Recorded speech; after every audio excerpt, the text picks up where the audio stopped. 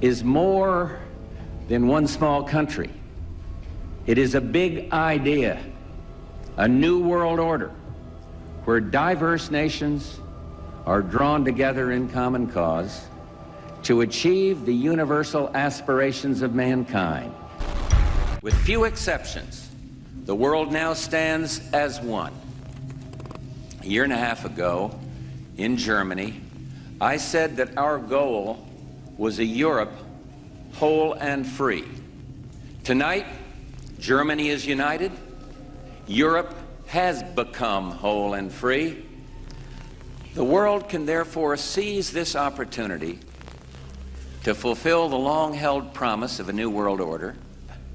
We can find meaning and reward by serving some higher purpose than ourselves, a shining purpose, the illumination of 1,000 points of light.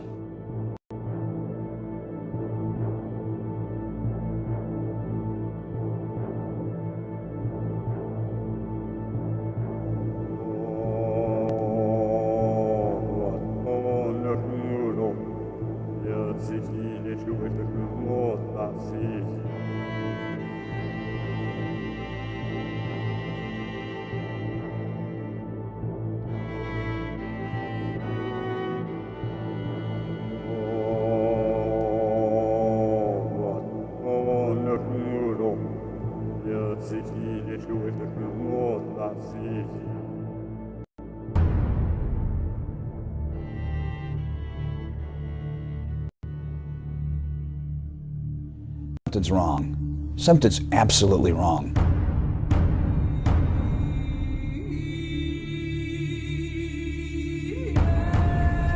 9/11?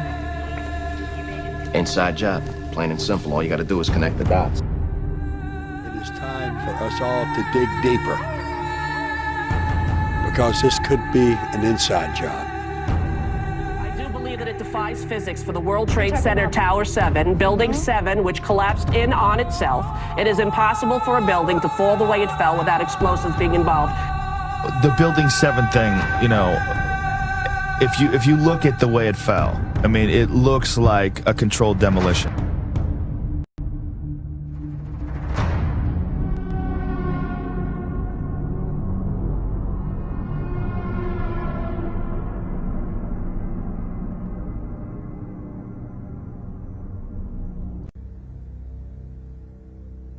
Can you believe what you have been seeing on CNN today, ladies and gentlemen? Can you believe it?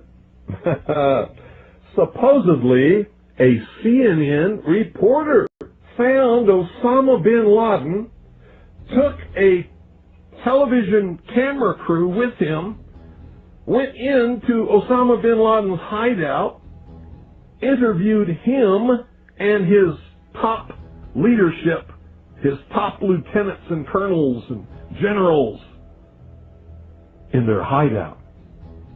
This is a CNN reporter with a camera crew. And he came out and told everybody, within 3 weeks, Osama bin Laden is going to attack the United States and Israel. Now, don't you think that's kind of strange, folks? You see, because the largest intelligence apparatus in the world, with the biggest budget in the history of the world, has been looking for Osama bin Laden for years and years and years, and can't find him. A reporter from CNN and his little camera crew got in to Osama bin Laden's secret hideout and conducted an interview. If you don't believe me, tune into CNN. They're probably running it right now as I'm speaking. And if you believe it, you are one of the stupidest jerks that ever lived on the face of this earth. And whatever is going to happen that they're going to blame on Osama bin Laden, don't you even believe it. When in hell are all you people going to wake up?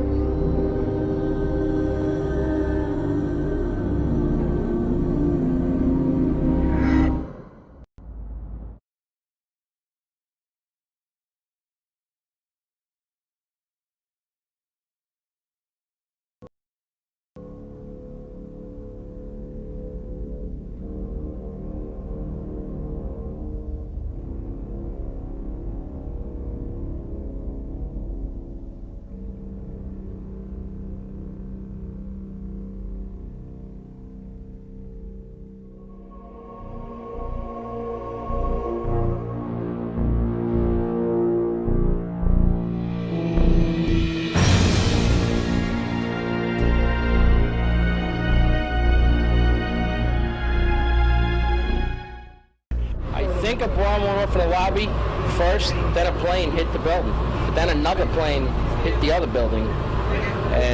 But when I was coming through the doors on the other side of the Trade Center, something, either they blew the lobby up or something, because it blew the glass out of the doors and knocked us all down. You're in the building trying to help people, and it's exploding on your side of the building, so I don't think it can get any worse than this. It wasn't from the jet fuel. No way.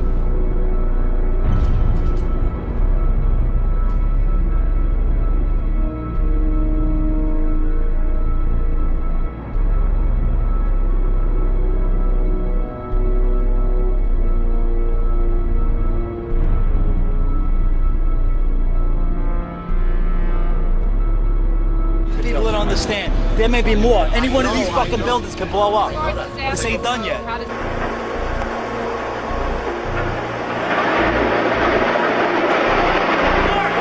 See the firemen assembled here, the police officers, FBI agents. Towers! A huge explosion now, waiting to bring out all of us.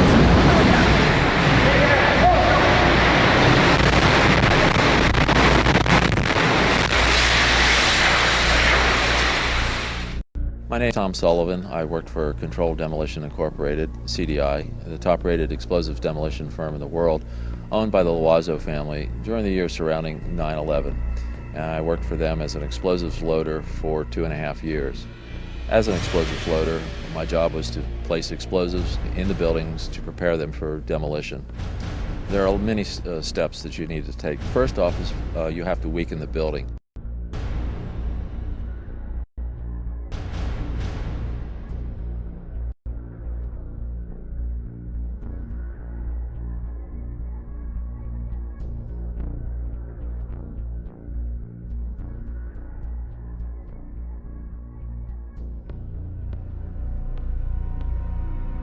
To weaken the building, that means the staircase, all the staircases have to be cut at intervals.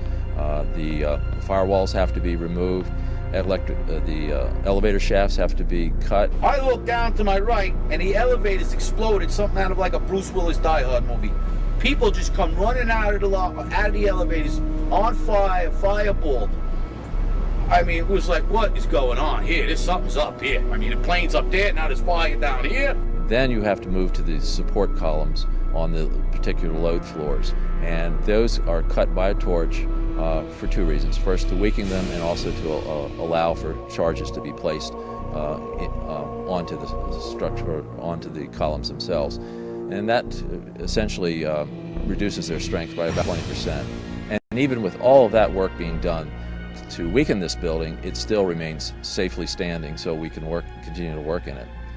The story that just a few columns can cause a synchronized global collapse, an implosion, is, well, that's just nonsense.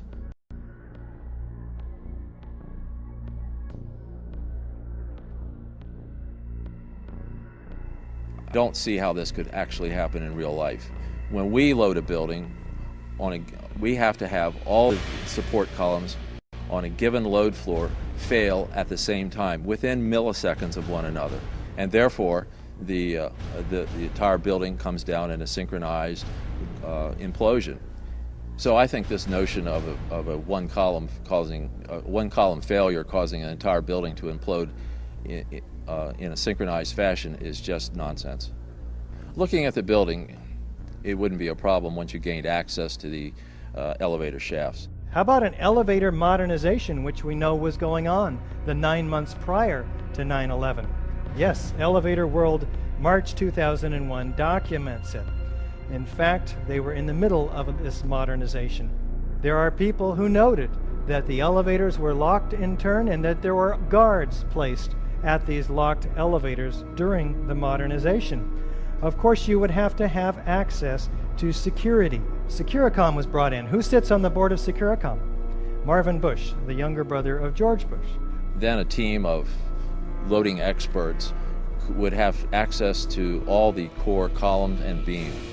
The rest could be accomplished at that point by just the right kind of explosives for the job at hand. The choices are many out there. You wouldn't need miles and miles of det cord. You could have used wireless remote detonators, and they have been available for years. You need to only look at an action movie to see them in use, and of course the military has them as well.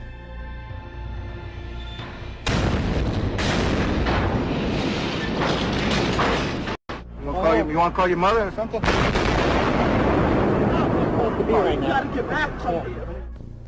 Contractors don't use them, on the other hand, because they're just too expensive. Well, you wouldn't have found steel casings to be left in the rubble. They haven't been used for years. What we use now is RDX, copper-jacketed shape charges, and when they're initiated, there's nothing left of those charges. And in the case of thermite, well, thermite self-consuming cutting charges have been around since they first patented in 1984. So there would be nothing left in the debris pile except some residue of molten iron.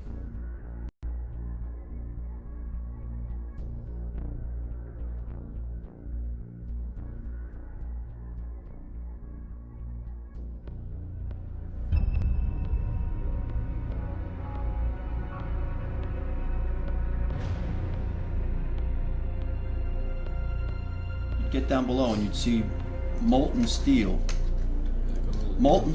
running down the channel rails, like you're in a foundry. These incredibly hot areas were found at the bottoms of the elevator shafts, down 7 basement levels. The molten steel was found 3, 4, and 5 weeks later when the rubble was being removed. He said that molten steel was also found at World Trade Center 7.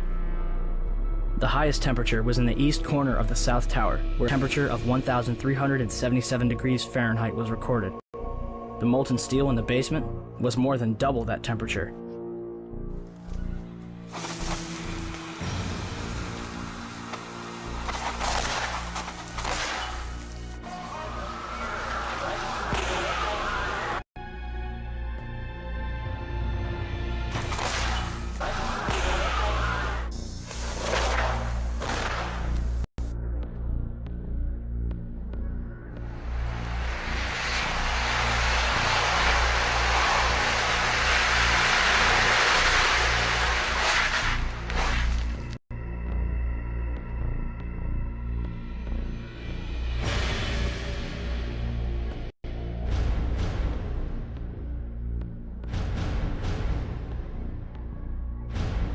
With any implosion, you don't hear one massive boom sound. What you do hear is smaller explosions going off.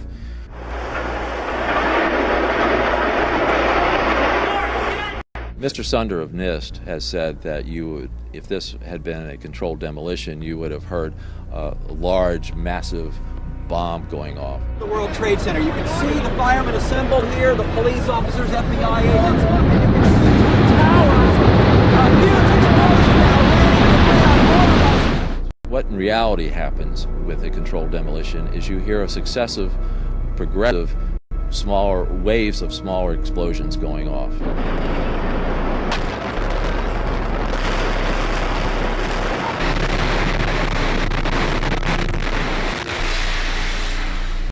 In the case of thermite cutting charges, you would have heard far less noise, since they are worked by thermal heating, melting of the steel, rather than an explosive cutting as in RDX charges.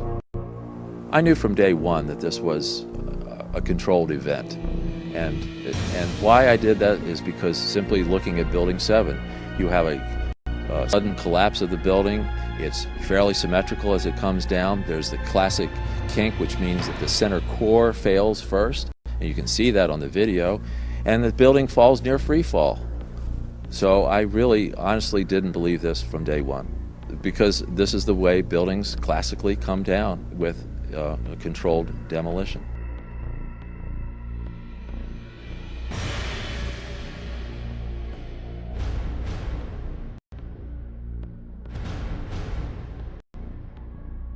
This material is not normal thermite. That's the other thing that really needs to be understood. Anybody could make normal thermite. You can get the ingredients, you can mix them together, you can make them. Any kid could basically do it if they knew the recipe. This material is composed of the real key ingredient that I don't think anybody else could really make in a convenient way is the nano aluminum. It's a controlled substance. I could go buy it, but the government limits how much I can buy of it. It's very, very difficult to produce in these sizes and to keep from reacting. It's not something that you just get at the local five and dime or you're going to make on your own. It's a very, very difficult to make material. And that's the one thing in there that really tells me specifically that this wasn't some guys working in caves in Afghanistan, or it wasn't you know, somebody in their basement doing this. This was, you know, a massive engineering operation that made these materials. So the military uses it for a number of different applications. Another one, if you do a search on Google for thermite and building demolition, you can find all sorts of wonderful devices that have been fabricated and invented that use thermite for building demolitions.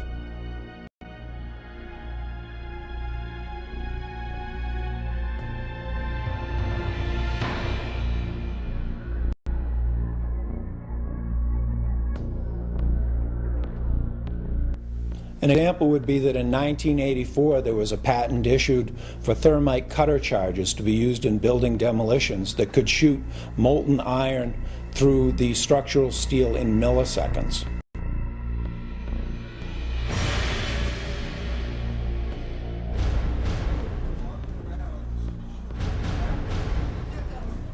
Oh my God!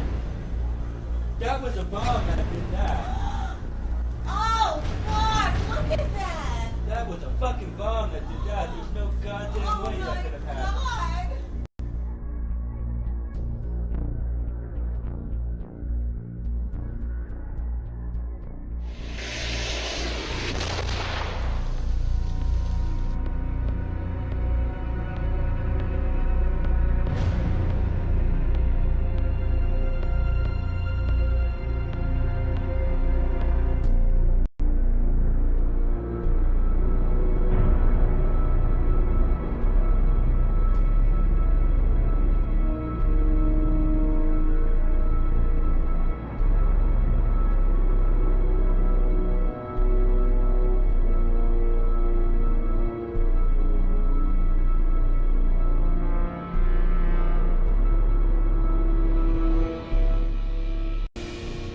You can imagine when you assemble these chemicals on a large scale, the amount of heat that you generate.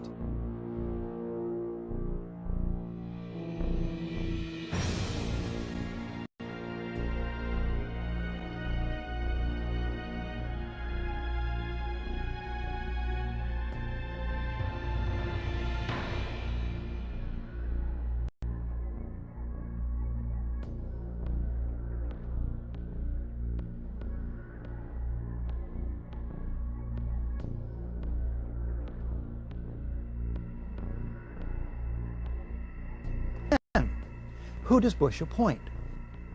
He appoints Henry Kissinger. Naming Kissinger sets a new standard for cynicism, or for being out of touch, or both. A New York Times editorial suggests the choice was to contain an investigation the White House long opposed. But Kissinger at least is an expert on the date September 11th. It was on that day in 1973 that the CIA-assisted overthrow of the democratically elected government of Chile takes place, masterminded by Kissinger for Richard Nixon.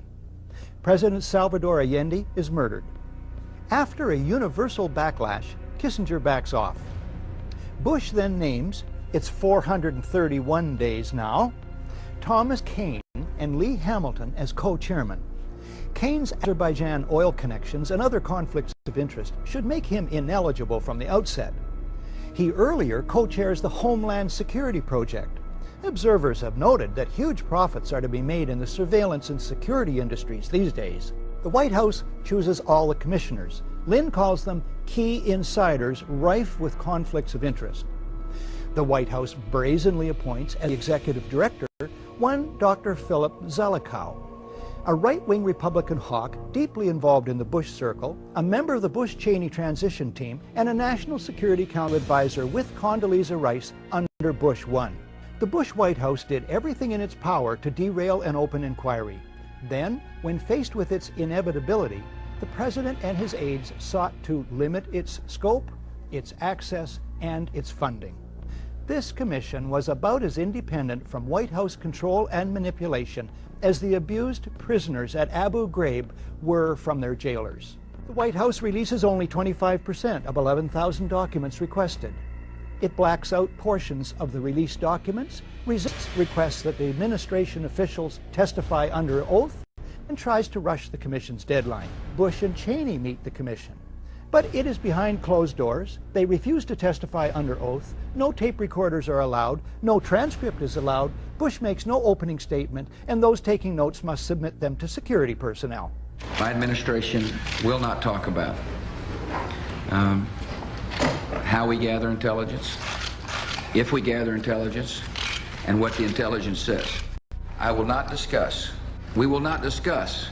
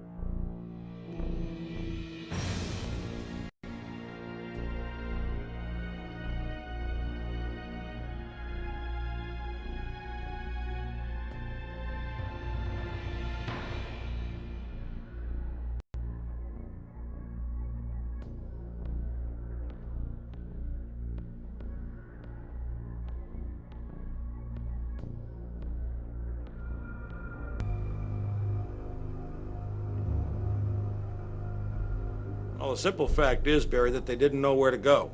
The reason that they didn't know where to go was because a number of conflicting and overlapping war game exercises were taking place, one of which, Northern Vigilance, had pulled a significant number of North American fighter aircraft into Canada and Western Alaska and Northern Alaska in a mock Cold War hijack exercise. There was another drill, Vigilant Guardian, which was a hijack exercise, a command post exercise, but it involved the insertion of false radar blips onto radar screens in the Northeast Air Defense Sector. There was another exercise, Vigilant Warrior, which was, in fact, according to a NORAD source, a live-fly hijack drill being conducted at the same time. With only 8 available fighter aircraft, and they have to be dispatched in pairs, they were dealing with as many as 22 possible hijacks on the day of 9/11, and they couldn't separate the war game exercises from the actual hijacks. Hi, Boston Center, Team U. We have a problem here. We have a hijacked aircraft headed towards New York. We need someone to scramble some F-16s or something up there to help us out. Is this real world or exercise? No, this is not an exercise, not a test. But this was done deliberately, though. These war game exercises were apparently very well planned by someone who I will show, I believe, was Dick Cheney in the United States government to deliberately confuse FAA, NORAD, and U.S. Air Force fighter response to fulfill a prophecy that another man had once said, let one happen and stop the rest.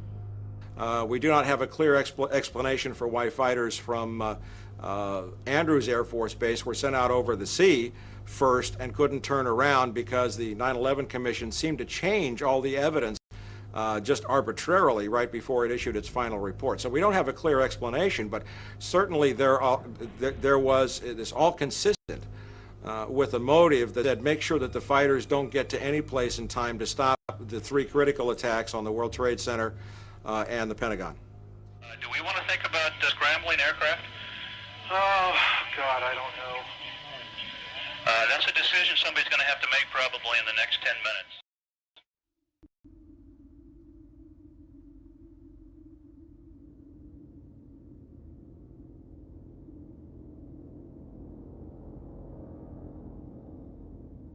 You know, it might have appeared that way, but from my close-up inspection, there's no evidence of a plane having crashed anywhere near the Pentagon. The only site is the actual site of the building that's crashed in, and as I said, the only pieces left that you can see are small enough that you could pick up in your hand.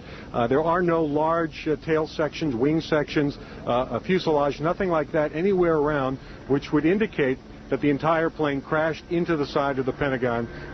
Something started to fire with some explosion at the Pentagon not long after the two World Trade Centers. Did you see anything flying overhead just before this explosion? We can't see exactly where the source of the explosion was, but you could hear it very clearly with a loud boom. Or two, the first one is all New York now. Michael, if you can hear me, we just heard another explosion down at the Pentagon building. We just heard another loud explosion down at the Pentagon building just seconds ago. Another explosion of some sort. Now, it could be a secondary explosion here from something happening, but we just heard a loud pop just as you were coming to me. It seemed to be on the east of here. I can't tell what it is. It might be something that's secondary to this because we had a number of small explosions after the fire occurred. We're not talking about something that's entertaining or sensational. We're talking about your government, where you live, your country, your freedoms. Right. And what we're talking about here is things which you see every day. Like someone said a long time ago, many will look with their eyes but not see, and listen with their ears but not hear. And that's us. That is this country. We have been looking at things all along and never realizing the significance of the occult emblems that we're seeing today. Okay. We're talking about a global government that's in existence right now. We're not talking about a nation that is going, we're talking about a nation that is gone. We do not control the government of the United States of America. The United States of America is controlled by this evilarchy. They control the money system, they control the State Department, they control the presidency. The seal that we have on an American dollar bill is an occult seal of an occult society pursuing an occult agenda.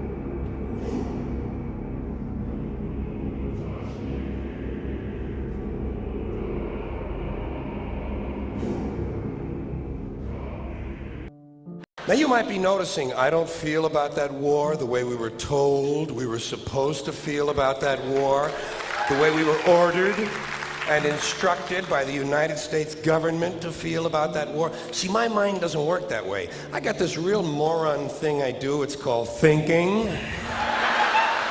And I'm not a really good American because I like to form my own opinions. I don't just roll over when I'm told to. Sad to say, most Americans just roll over on command. Not me. Not me. I have certain rules I live by. My first rule, I don't believe anything the government tells me. Nothing. Zero.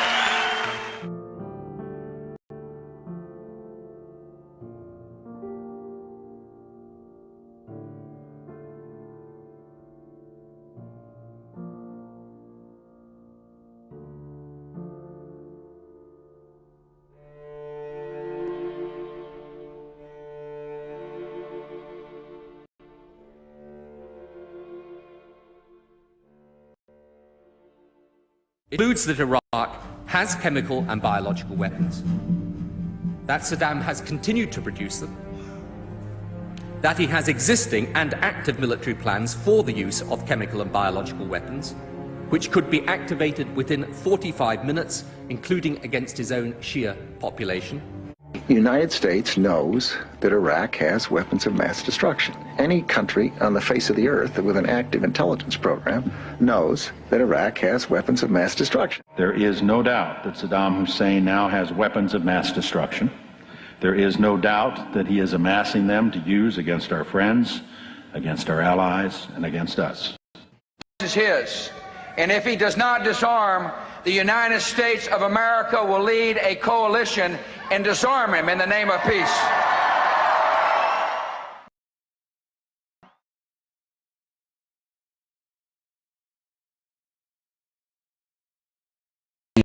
aids and protects terrorists, including members of Al-Qaeda. Secretly and without fingerprints, he could provide one of his hidden weapons to terrorists or help them develop their own. Before September the 11th, many in the world believed that Saddam Hussein could be contained. The war on terror is, you can't distinguish between Al-Qaeda and Saddam when you talk about the war on terror. We've learned that Iraq has trained Al-Qaeda members in bomb making, and poisons, and deadly gases. He's a threat because he is dealing with Al-Qaeda. We know that Iraq and Al-Qaeda have had high-level contacts.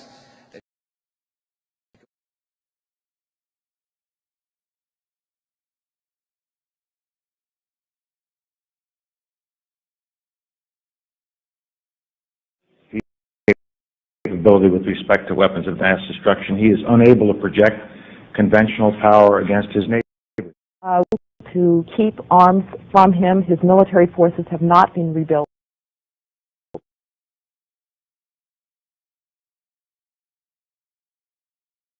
That there were not weapons of mass destruction there. You said you knew where they were. I did not. We know where they are. They're in the area around Tikrit and Baghdad and east, west, south, and north somewhat. You said you knew where they were, near Tikrit, near Baghdad, and north, east, south, and west of there. Those are your words. My words were... We know where they are. They're in the area around Tikrit and Baghdad and east, west, south, and north somewhat. Senator got his facts wrong. I have not suggested there's a connection between Iraq and 9/11. With respect to 9/11, of course, you've had the story that's been public out there. The Czechs alleged that Mohammed Atta, the lead attacker, met in Prague with a senior Iraqi intelligence official 5 months before the attack. He said there were three main reasons for going to war in Iraq: weapons of mass destruction, the claim that Iraq was sponsoring terrorists who had attacked us on 9/11, and that Iraq had purchased nuclear materials from Niger. All three of those turned out to be false. First, just if I might correct a misperception, I don't think we ever said, at least I know I didn't say, that there was a direct connection between September the 11th and Saddam Hussein. Saddam Hussein aids and protects terrorists, including members of Al-Qaeda. You have said in the past that it was, quote, pretty well confirmed. No, I never said that. Okay. I think that is... No, it's absolutely not. What I said was well confirmed that he did go to Prague and he did meet with a senior official of the Iraqi intelligence service. Well, let me just ask you this. If they did not have these weapons of mass destruction, though, granted, all of that is true, why then did they pose an immediate threat to us, to the country? You and a few other critics are the only people I've heard use the phrase immediate threat. That he has existing and active military plans for the use of chemical and biological weapons, which could be activated within 45 minutes. Active chemical munitions bunkers, mobile production facilities. The United States knows that Iraq has weapons of mass destruction.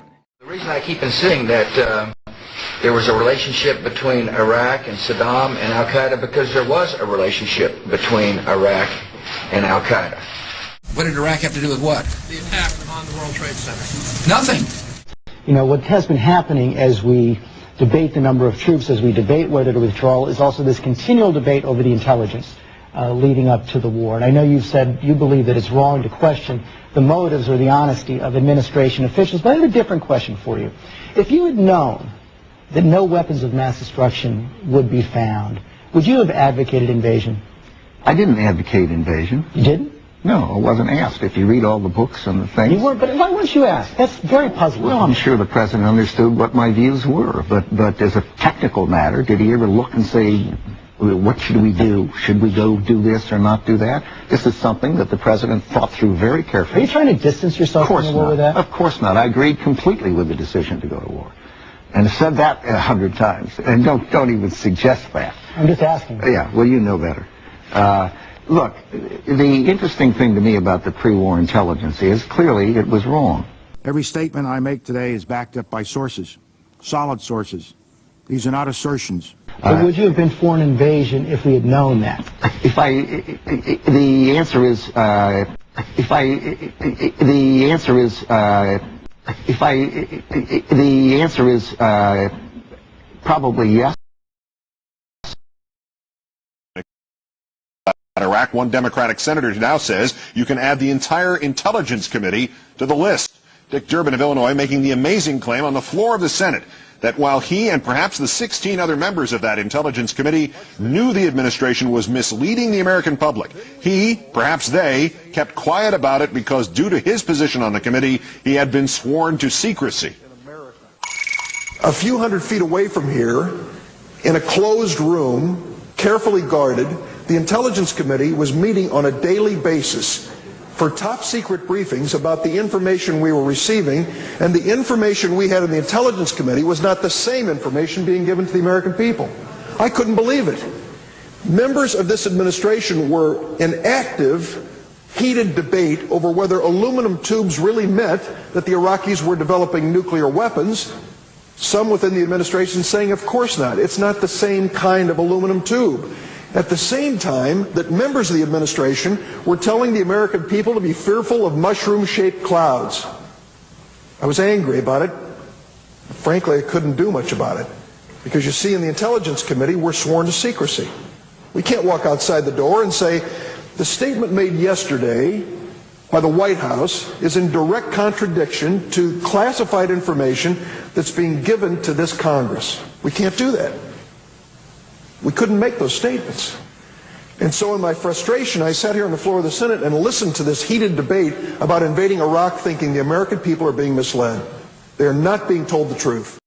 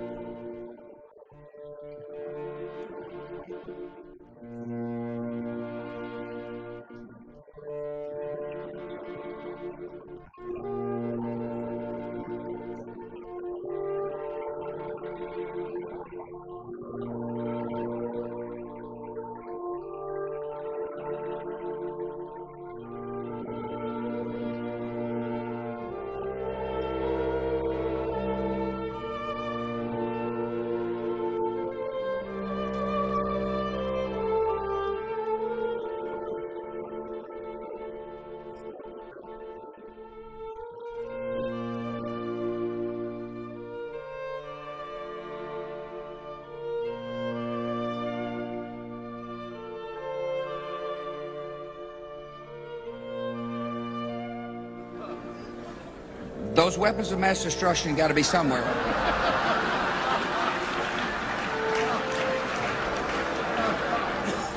Those weapons of mass destruction got to be somewhere. I'm let down, dude. I tell you what.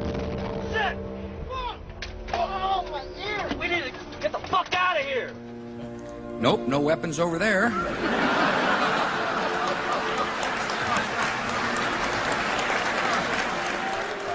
Those weapons of mass destruction got to be somewhere. Nope, no weapons over there. Maybe under here.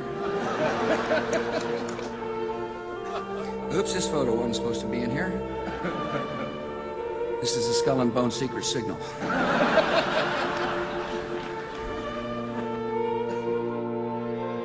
This is a Skull and Bone secret signal. This is a Skull and Bone secret signal. This is a Skull and Bone secret signal.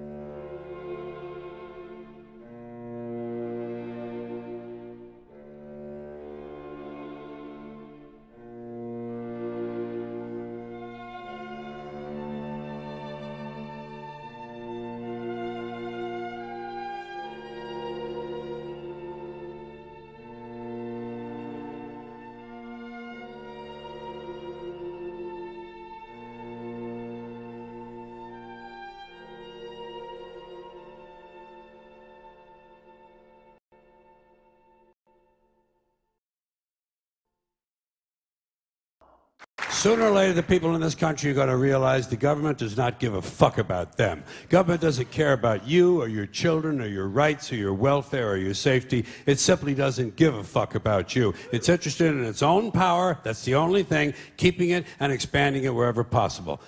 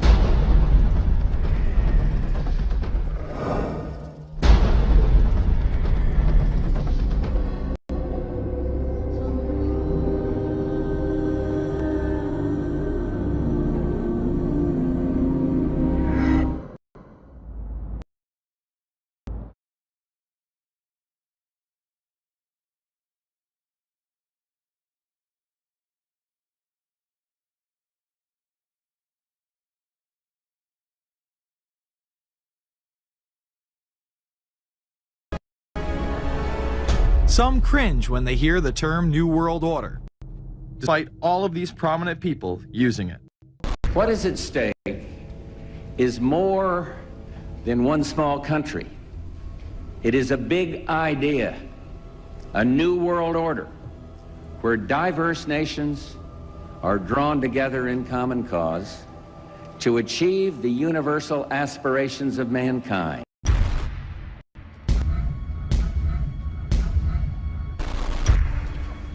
The world that maybe some people dreamt of at that conference back in Bournemouth, when it looked as if maybe history would end, that liberal democracy would triumph, that free market economics would slowly progress, and we'd have a new world order. We are part of a new world order. And as the recently departed Admiral William J. Crow once said, it's long on new and it's short on order.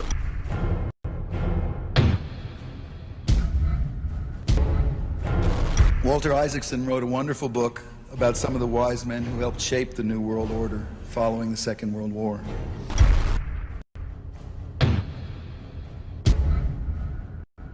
As we devise a way forward in Iraq, I urge the international community to embrace its responsibility for creating that new world order. A new world order based upon collective action.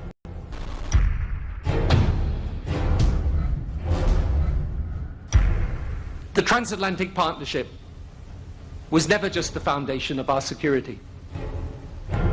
It was the foundation of our way of life. It was forged an experience of the most bitter and anguished kind. Out of it, came a new Europe, a new world order, a new consensus as to how life should and could be lived. And just like that, it was gone. It was a new world order. That's what President George H. Bush said. With few exceptions, the world now stands as one. A year and a half ago, in Germany, I said that our goal was a Europe whole and free. Tonight, Germany is united. Europe has become whole and free.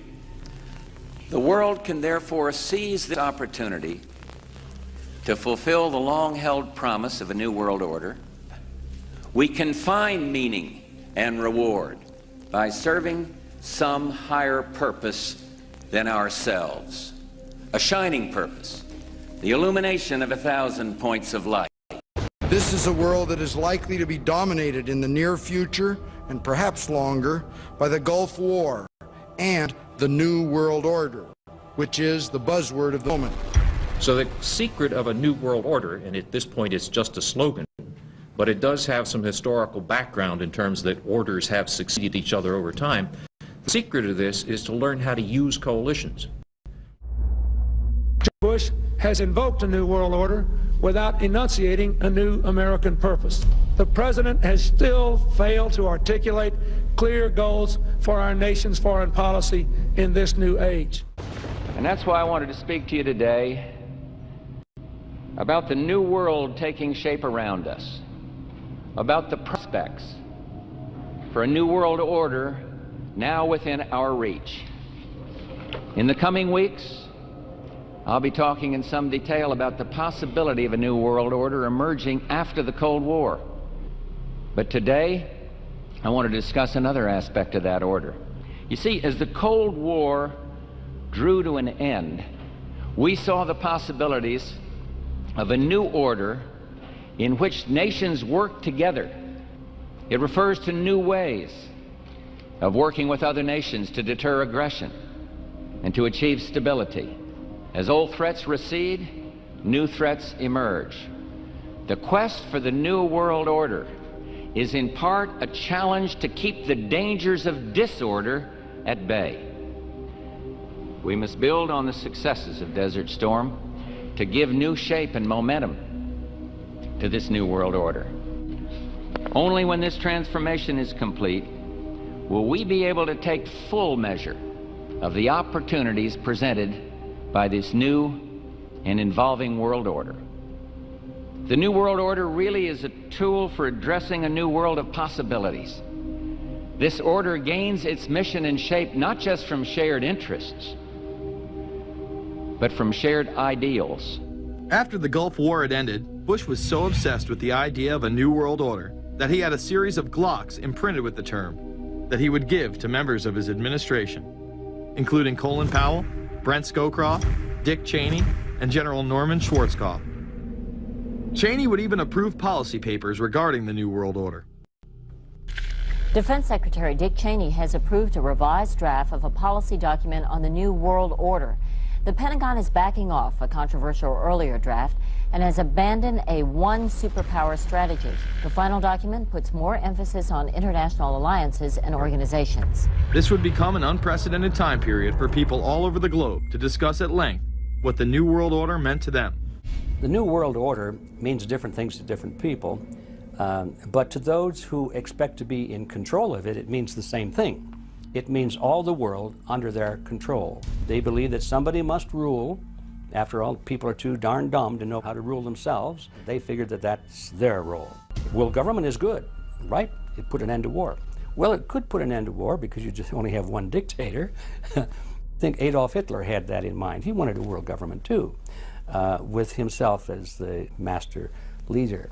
Actually, the idea of global governance and a one world order has been around for centuries, and the term New World Order has been used frequently in recent history. In ragged, spasmodic fashion, a new world order is coming into being, but it looks less and less like the world order that Mr. Kissinger had constructed in his own mind.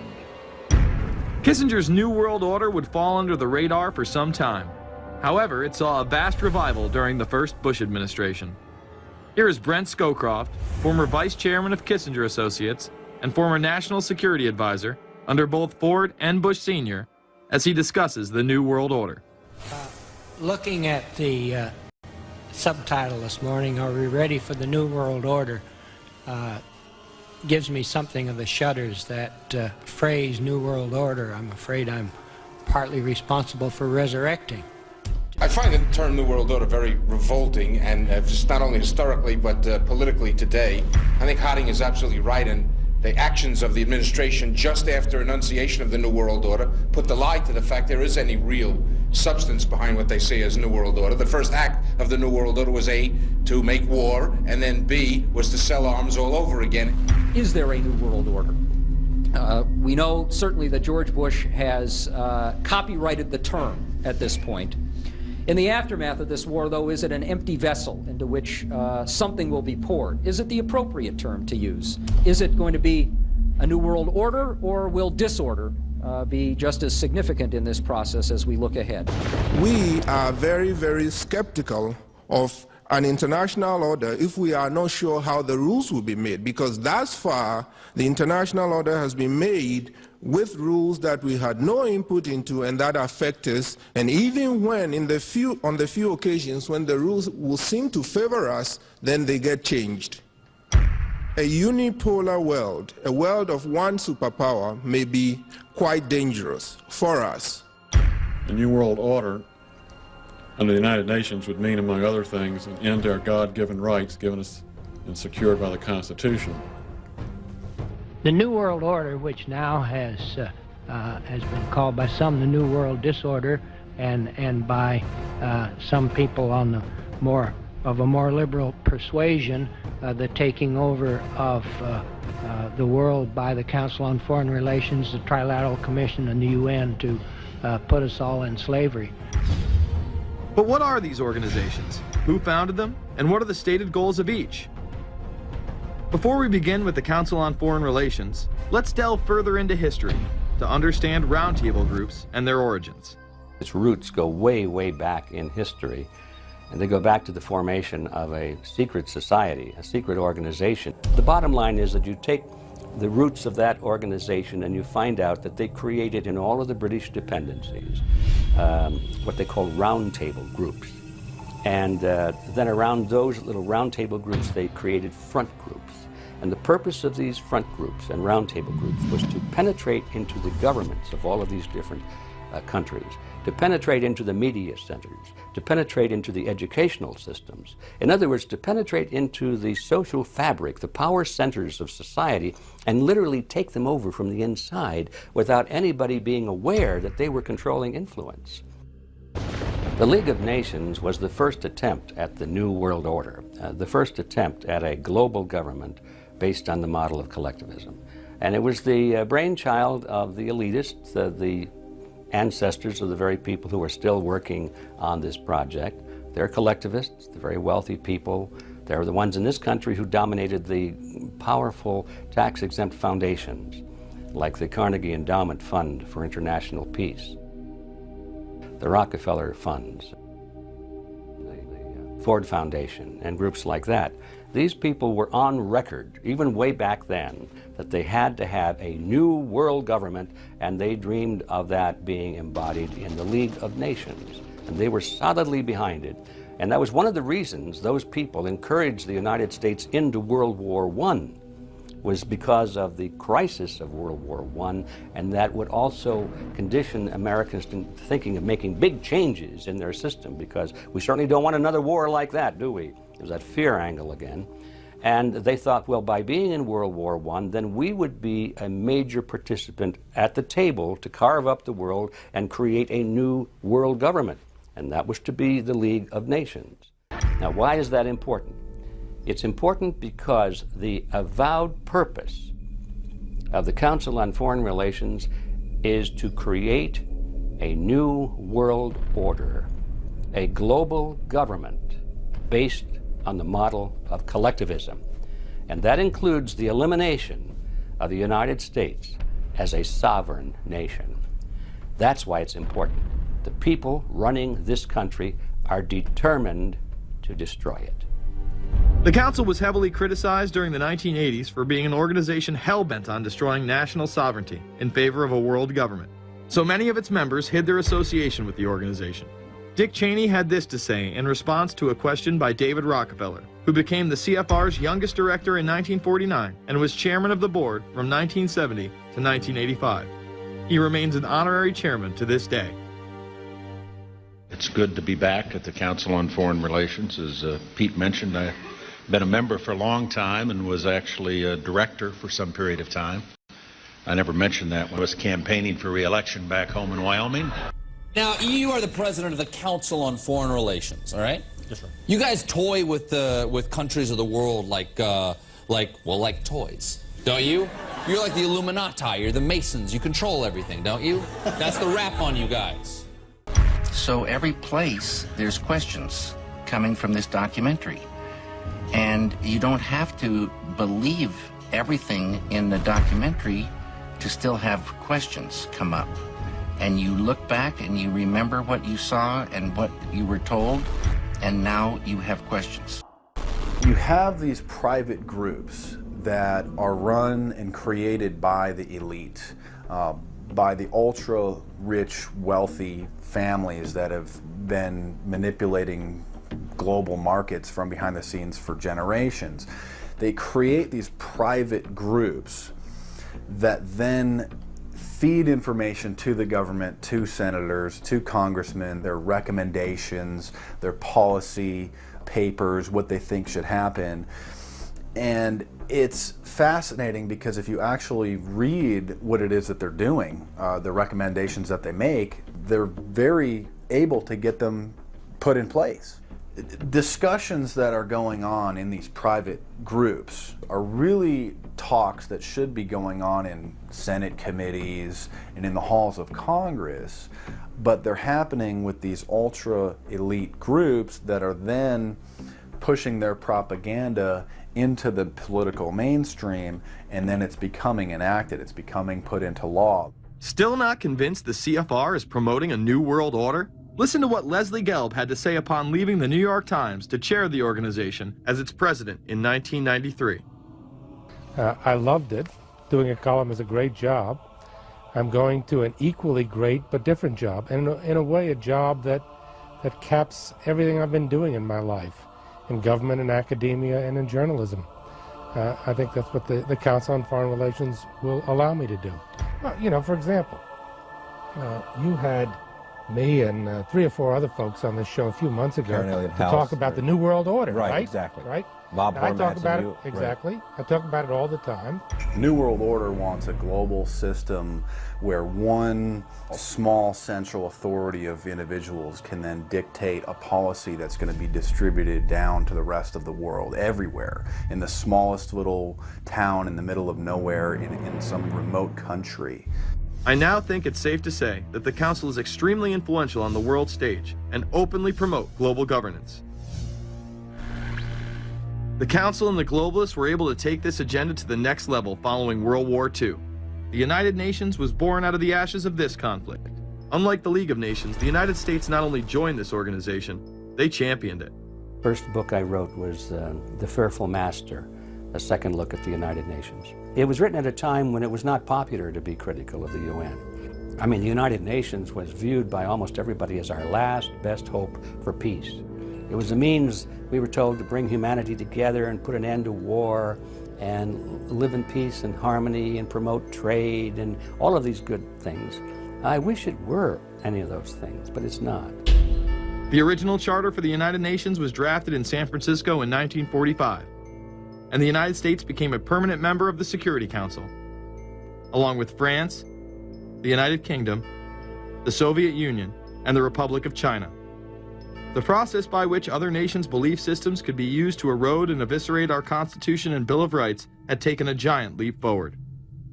The United Nations is one of the most well-known sort of globalization attempts. Its primary goal is to streamline all the governments of the world, to create a global council and to unify all the rules and all the regulations for the world. So it's essentially the precursor and an engine of this new world order. The United Nations is made up of all of the countries of the world, most of which are dictatorships of one kind or another. And you don't take a bunch of dictatorships and put them into a bag and shake it up and come out with a freedom-loving governmental unit. You come out with a global dictatorship. This was the public base of global governance. However, many other organizations have been birthed since. Even more suspect is a private group called the Trilateral Commission. David Rockefeller and Henry Kissinger are among its some 300 influential members.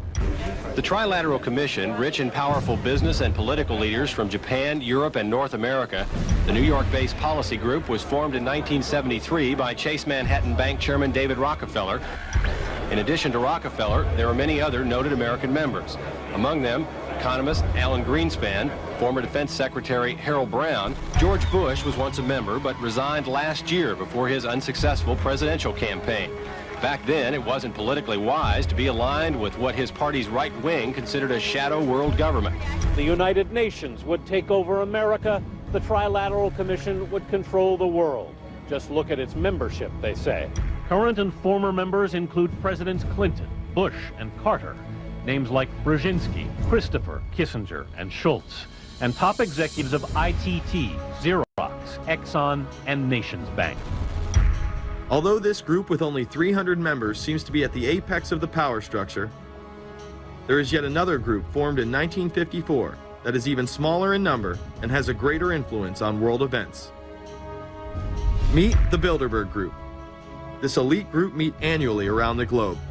There is a core group of members who have attended every year for decades, such as David Rockefeller, Henry Kissinger, and Queen Beatrix of the Netherlands. These members invite others who are politically and socially relevant at the time. Each year, around 140 people are in attendance. Real quick, I asked you this question. In 2004, you attended a meeting in Italy called the Bilderberg Group. I just want to know what you were doing out there, what that was all about. If she lied to me and told me she didn't go, I figured you might tell me the truth. All I did was go. They had a Republican and a Democrat. I gave like a 20-minute talk on the presidential election. Did it have anything to do with being John Kerry's running mate? Did you talk about that at all? No, because I wasn't his running mate. Okay. I happened to be in Europe then on my way to Russia. I was invited to go to Bilderberg by Vernon Jordan, a friend of mine and a genuine hero of the civil rights movement. And to the best of my knowledge, NAFTA was not discussed by anybody in my presence. Documents released by the group in 2001 reveal that in September of 1955, the group met in Germany and covertly outlined the idea of a European Union. Section E, European Unity, discusses the general support for European integration and unification, and the idea to unify Germany once again with the rest of Europe under a common marketplace. Belgian Viscount and current Bilderberg chairman Etienne Davignon told the EU Observer in 2009 that the next Bilderberg meeting could improve understanding on future action in the same way it helped create the euro in the 1990s. This illustrates the patience, vision, and reach of this organization. It was able to promote and establish both a European Union and a European currency over the course of just under 40 years, incrementally. One of the things that the elitists discussed back at the turn of the century when they were talking about how do you convert the United States into a collectivist system was the fact that you can't do it quickly. You have to let people get used to it incrementally, because any major change would be rejected. The 1957 Conference of Rome, where the Common Market Treaty, providing for free trade in all products, was at last signed.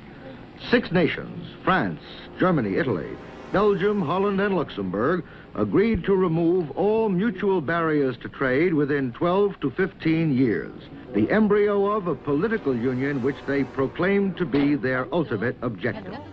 In that fashion, it's possible for people to get used to this process and even to think it's a good thing. People will accept the gradual growth of government, the gradual loss of their purchasing power. They'll accept almost anything if it's done gradually, and we have to be very alert to that. 2008 and 2009 attendees include World Bank President Robert Zoellick, Treasury Secretary Timothy Geithner, former head of British Secret Intelligence Richard Dearlove, Donald Graham, CEO of the Washington Post, CNN host and author of The Post-American World, Fareed Zakaria, and many other giants of business, politics, and media. You just came back from meeting with the Bilderberg Group. The Bilderberg Group are, you know, when people who are conspiracy theory people, they send me mail, it's usually about the Bilderberg Group. And I get these books on my front door, which I'm uncomfortable with, and it's all about the Bilderberg, like they're the modern day Illuminati. Are you a member of the Bilderberg Group? I don't think we're supposed to talk about this. Many have identified them as the kingmakers, the puppet masters that pull the strings behind the scenes. Perhaps there is no better example of this than what occurred during the 2008 conference. Immediately after Obama had been selected as the Democratic presidential nominee, the pressure was on to choose a running mate. We've put together a committee. We are going to be equally deliberative in how we move forward, and we're not going to do it in the press, and we're not going to do it through surrogates. He then tricked the press corps into staying on the plane as it took off from Washington. He was whisked away to an undisclosed location. What's interesting and dangerous about the New World Order is that it's not a natural progressing idea. It's just not civilization naturally evolving and organizing into this system. It's the group of extremely powerful people that are manipulating the system to get it to this status from behind the scenes without anybody's knowledge. You have to ask yourself, if there isn't an agenda going on to keep those organizations quiet and to keep them out of the news, to keep the discussions about them behind closed doors, then why is it that these supposed experts on the left and on the right never talk about them? This has been a condensed history of the globalist organizations and their rise to power. But is there a reason they meet behind closed doors? A shadow world government has been mentioned, but to truly understand what that means, let's go back to this iconic warning from President Dwight D. Eisenhower. Progress toward these noble goals is persistently threatened by the conflict now engulfing the world. It commands our whole attention, absorbs our very beings. We face a hostile ideology, global in scope, atheistic in character, ruthless in purpose, and insidious in method. In the councils of government, we must guard against the acquisition of unwarranted influence, whether sought or unsought, by the military-industrial complex. The potential for the disastrous rise of misplaced power exists and will persist. Through multinational corporations, global intelligence networks, out-of-control banksters, all under the veil of national security and black operations, the global elite have consolidated power on a massive scale over the last several decades. You see, global corporations not only fund and develop large technological and military projects here and abroad, they also own the consumer industry and production, as well as all of the important media. By owning the vast majority of what we hear and see on a daily basis, we have been manipulated on a mass scale as to regards to what we believe and desire, both socially and politically. Edward Bernays, the nephew of world-famous psychoanalyst Sigmund Freud, would study group dynamics and become the father of public relations. He authored the book Propaganda in 1928. In it, he described how to intelligently and consciously manipulate the habits and opinions of the masses within a democratic society. He went on to state that those who harness this unseen mechanism of society constitute an invisible government and are the true ruling power. It is they who pull the wires which control the public mind, who harness old social forces and contrive new ways to bind and guide the world. The average American is distracted, mindless, worried about minuscule things, celebrities, as if it was their own family members. And this is by design, because the powers that be, who own the media, know how our brains work. They know scientifically how the human mind functions. They know about sociology, and they are using the media, and have used the media for decades now, to entertain people with issues that don't really matter. When you have the big news networks covering celebrity issues as if it's the most important thing, it becomes the most important thing. And this is not by accident. This is to keep us out of the way. Because if you're worried about the latest celebrity death or the latest celebrity couple or the celebrity breakup or your sports team having a shot at the Super Bowl or the World Series. There's so much information about those issues that can be discussed that will mesmerize people, and they won't know or care about the real issues that are out there. Well, I think this is just one more piece of evidence of the degree to which the media, supposedly the watchdogs, has become the gatekeeper of the system. So as the populace is mesmerized and hypnotized by powerful behind-the-scenes forces, as they are distracted by the latest celebrity scandal, the newest cell phone, and their favorite sports team, this network disguises itself, remaining in the shadows.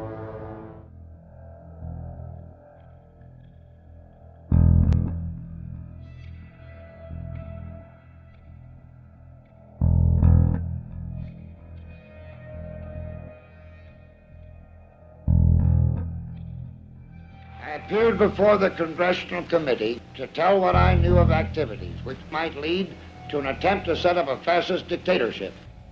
The potential for the disastrous rise of misplaced power exists and will persist. The very word secrecy is repugnant in a free and open society. And we are, as a people, inherently and historically opposed to secret societies, to secret oaths, and to secret proceedings. President Bush signed a formal agreement that will end the United States as we know it. And he took the step without approval from either the U.S. Congress or the people of the United States. The secret organizations of the world power elite are no longer secret. It's known as the Bilderberg Group. Could their objective be world domination? I'm Jim Tucker. I've chased Bilderberg for 30 years. I'll never give up the chase. Bilderberg plan for the whole world is nothing less than world government. I'm not comfortable with that at all. Who elected these guys to run the planet? They are the elitists. They feel they should run the world for their own selfish interests. Now we can see a new world coming into view. A world in which there is the very real prospect of a new world order. Bilderberg is making great progress toward a world government, and only an educated, informed public can stop them in their tracks. David Rockefeller admits in his own memoirs that he wants to destroy the United States. Right. He's a traitor. It's good to be back at the Council on Foreign Relations. As Pete mentioned, I've been a member for a long time and was actually a director for some period of time. I never mentioned that when I was campaigning for re-election back home in Wyoming. Let us never tolerate outrageous conspiracy theories. Well, the reason I bring it up, if you've ever heard any of our call-in shows, you know that we have people that think about the conspiracy theories of people like you. You would be a poster child for these people because you have served on the board of the Council on Foreign Relations. You helped start the Trilateral Commission, and you've been to the Bilderberg Group. Are people too close in this world? People in business too close to the governments? Well, you know, there is such a thing as insidious influence.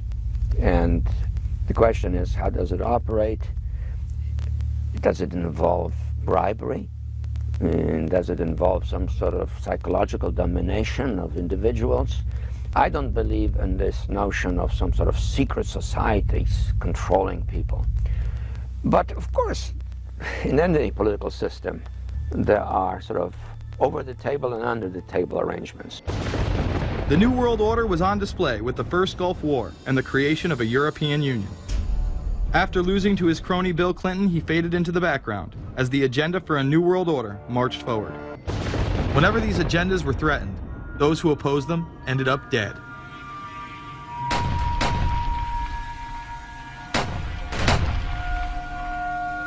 We've got some difficult days ahead. But it really doesn't matter with me now, because I've been to the mountaintop.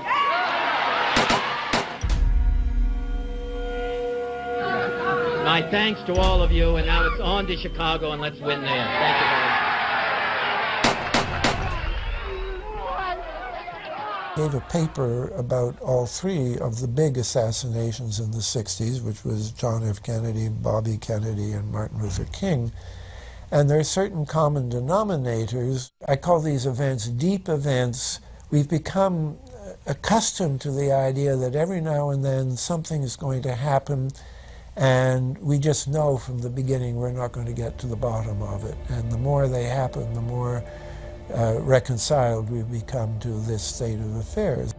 In 1978, the House Select Committee on Assassinations could not ignore there was a conspiracy in regards to the assassination of John F. Kennedy.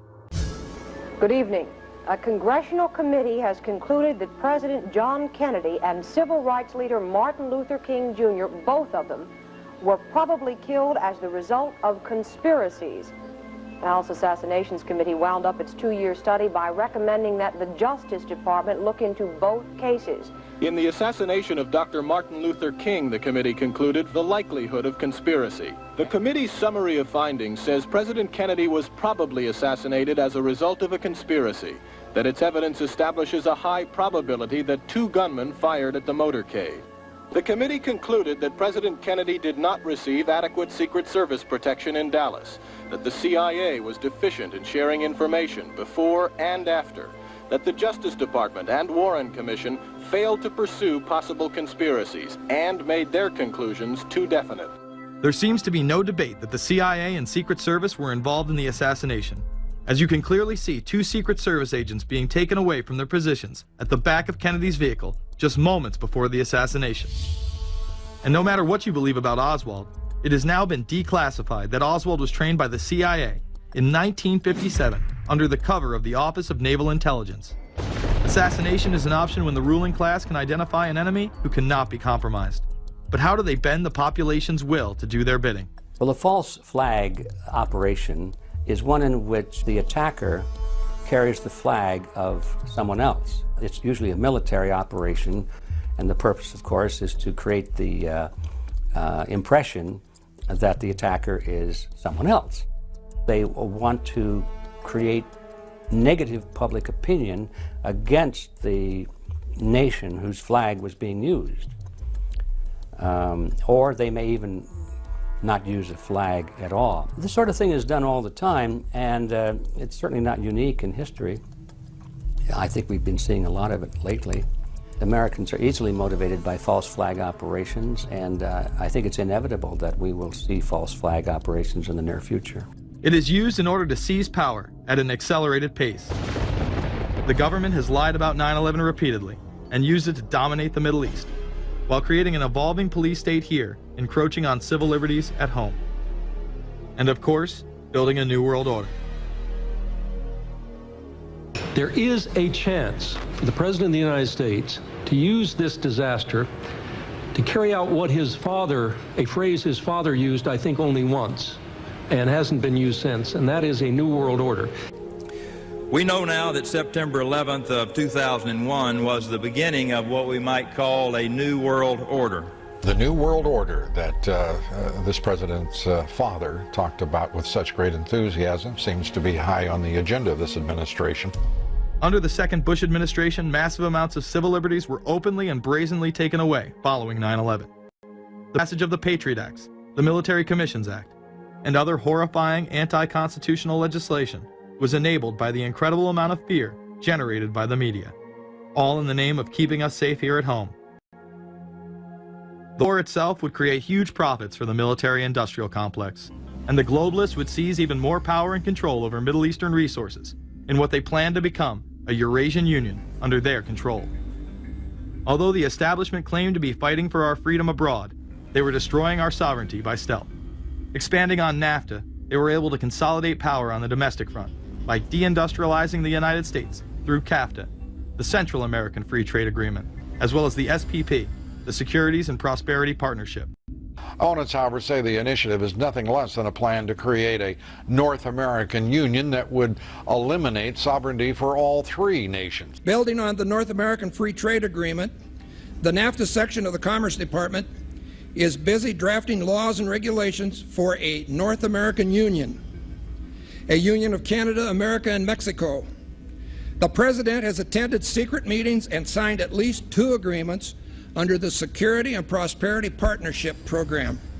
The stated goal established by Presidents Bush, Fox, and Prime Minister Paul Martin is integration by 2010. It's a plan from the business elites, the political elites, that will cost more American jobs, cost American sovereignty, but it would fulfill the president's father's vision.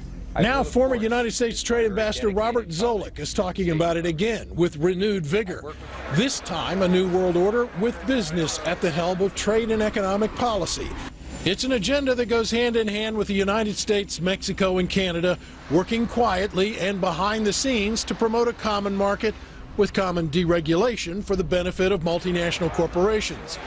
It's remarkable to me, the arrogance, the idea of just simply throwing away the nation's sovereignty, but they're trying to do so in so many ways. People better understand that they mean exactly what they're saying. It's a new world order they're trying to create. Dobbs, only mainstream anchor to expose the New World Order, resigned shortly after bullets were fired into his home. The elite do not plan on waiting around for these unions to be formed before implementing the next step in global government. Through the vast global economic crisis of the last few years, they have been able to devalue the dollar and undermine it as the world's reserve currency. They have allowed the Federal Reserve and IMF to consolidate power by taking control of the Securities and Exchange Commission, as well as issuing a global currency instead of the dollar, disguised as a special drawing rights unit. This aspect of the New World Order was announced at the G20 in April of 2009.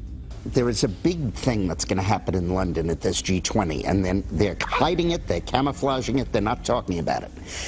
Coordination of international regulation.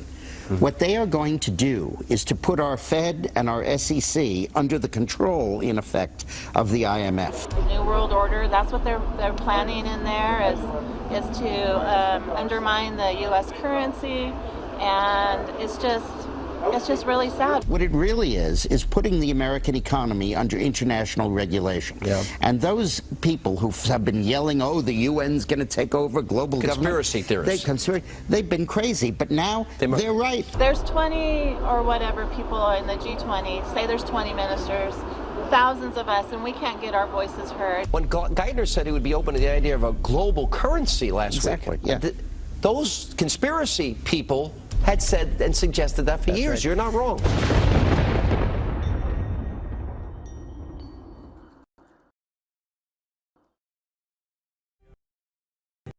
In a free and open society.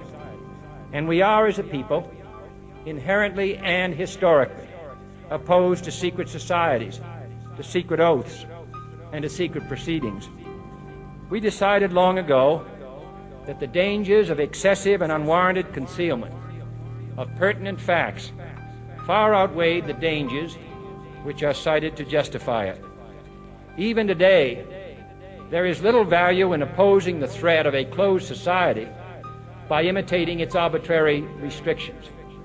Even today, there is little value in ensuring the survival of our nation if our traditions do not survive with it. And there is very grave danger that an announced need for increased security will be seized upon by those anxious to expand its meaning to the very limits of official censorship and concealment. That I do not intend to permit to the extent that it's in my control. And no official of my administration, whether his rank is high or low, civilian or military, should interpret my words here tonight as an excuse to censor the news, to stifle dissent, to cover up our mistakes, or to withhold from the press and the public the facts they deserve to know. For we are opposed around the world by a monolithic and ruthless conspiracy that relies primarily on covert means for expanding its sphere of influence, on infiltration instead of invasion, on subversion instead of elections, on intimidation instead of free choice, on guerrillas by night instead of armies by day. It is a system which has conscripted vast human and material resources into the building of a tightly knit, highly efficient machine that combines military, diplomatic, intelligence, economic, scientific, and political operations. Its preparations are concealed, not published. Its mistakes are buried, not headlined. Its dissenters are silenced, not praised. No expenditure is questioned, no rumor is printed, no secret is revealed. No president should fear public scrutiny of his program, for from that scrutiny comes understanding, and from that understanding comes support or opposition, and both are necessary. I am not asking your newspapers to support an administration, but I am asking your help in the tremendous task of informing and alerting the American people. Cash is becoming weeded out. Cash will most likely be eliminated or extremely difficult to use in many situations, so that you'll have to use the global currency or the electronic currency. Even though a physical global currency is yet to exist, groups such as BRIC are openly promoting a new reserve currency, which is a conglomerate of Brazil, Russia, Indonesia, and China. Get everyone in the whole world using one currency, which some people think that's a good idea. Russian President Dmitry Medvedev recently showed off a sample coin of the new world currency at the G8 in July of 2009. We have also agreed today additional resources of $1 trillion that are available to the world economy through the International Monetary Fund and other institutions. This includes 250 billion from special drawing rights, the reserve currency of the IMF, drawing rights that will be issued to countries who are part of the International Monetary Fund. I think a new world order is emerging, and with it the foundations of a new and progressive era of international cooperation. The head of the European Union is also calling for global government. 2009 is also the first year of global governance, with the establishment of the G20 in the middle of the financial crisis. Gordon Brown has called for a world constitution. We now need nothing short of a world constitution for the global financial system. Both Gordon Brown and Barack Obama had been groomed to be the next Anglo-American spokesman for this new world order after Bush and Blair stepped down. President Barack Obama has also espoused similar views on globalism. Here he is in Berlin, Germany, in July of 2008, in what media have dubbed his New World Order speech. Well, there have been extraordinary scenes in Berlin tonight as thousands of people gathered to hear Barack Obama deliver key foreign policy speech on his current European tour. The Democratic presidential hopeful laid out his vision for America's place in a new world order. In this new world, such dangerous currents have swept along faster than our efforts to contain them. And that is why we cannot afford to be divided. No one nation, no matter how large or powerful, can defeat such challenges alone. In this new century, Americans and Europeans alike will be required to do more, not less. Partnership and cooperation among nations is not a choice. It is the only way, the one way, to protect our common security and advance our common humanity. That is why America cannot turn inward. That is why Europe cannot turn inward. America has no better partner than Europe. Now is the time to build new bridges across the globe as strong as the one that binds us across the Atlantic. Now is the time to join together through constant cooperation and strong institutions and shared sacrifice and a global commitment to progress to meet the challenges of the 21st century. Barack Obama also became the first sitting president to ever become the chair of the Security Council for the United Nations, which only further cites his allegiance to world government. The New World Order will stop at nothing to achieve planetary dominance, whether it be assassination, wars based on lies, and even a phony environmental movement. So it should come as no surprise that they have been tracking, tracing, and databasing our lives for years. Many people are aware that the Bush administration engaged in warrantless wiretaps on American citizens. What they don't understand is that it's come out in court that all the major telecommunications companies have been secretly storing every piece of data received from our phones and our computers and handing them over to the National Security Agency. You heard about the government secretly listening in on phone conversations without a warrant, but there is evidence that your email is also being tapped. the government has been intercepting most emails as part of its terrorist surveillance program. That program has been criticized as illegal because it's missing an important ingredient: search warrants. Several years ago, Klein says he came to suspect that AT&T had installed secret computer gear designed to spy on internet traffic. In the United Kingdom, it has been established there are over 4 million CCTV cameras. That is around 1 camera for every 14 citizens.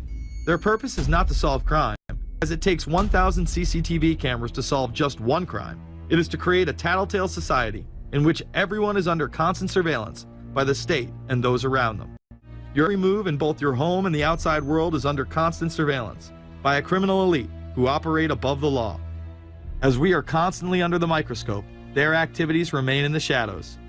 Obama extended diplomatic immunity to Interpol with Executive Order 12,425, further empowering criminal behavior within our own government. In the Middle East, endless wars will continue.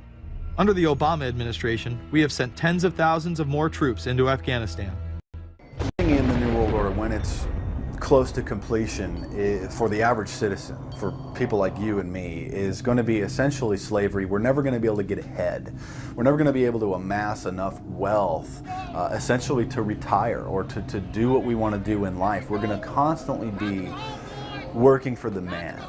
They're creating essentially a two-class system. So it's going to be an inner ruling elite and then everyone else. And I got news for you. You're everyone else. The New World Order that is currently being built revolves around creating a global technopoly ruled by the elite, in which they dominate and control a severely reduced populace, which they treat as their pets. Is there a possibility that we have Taliban employees?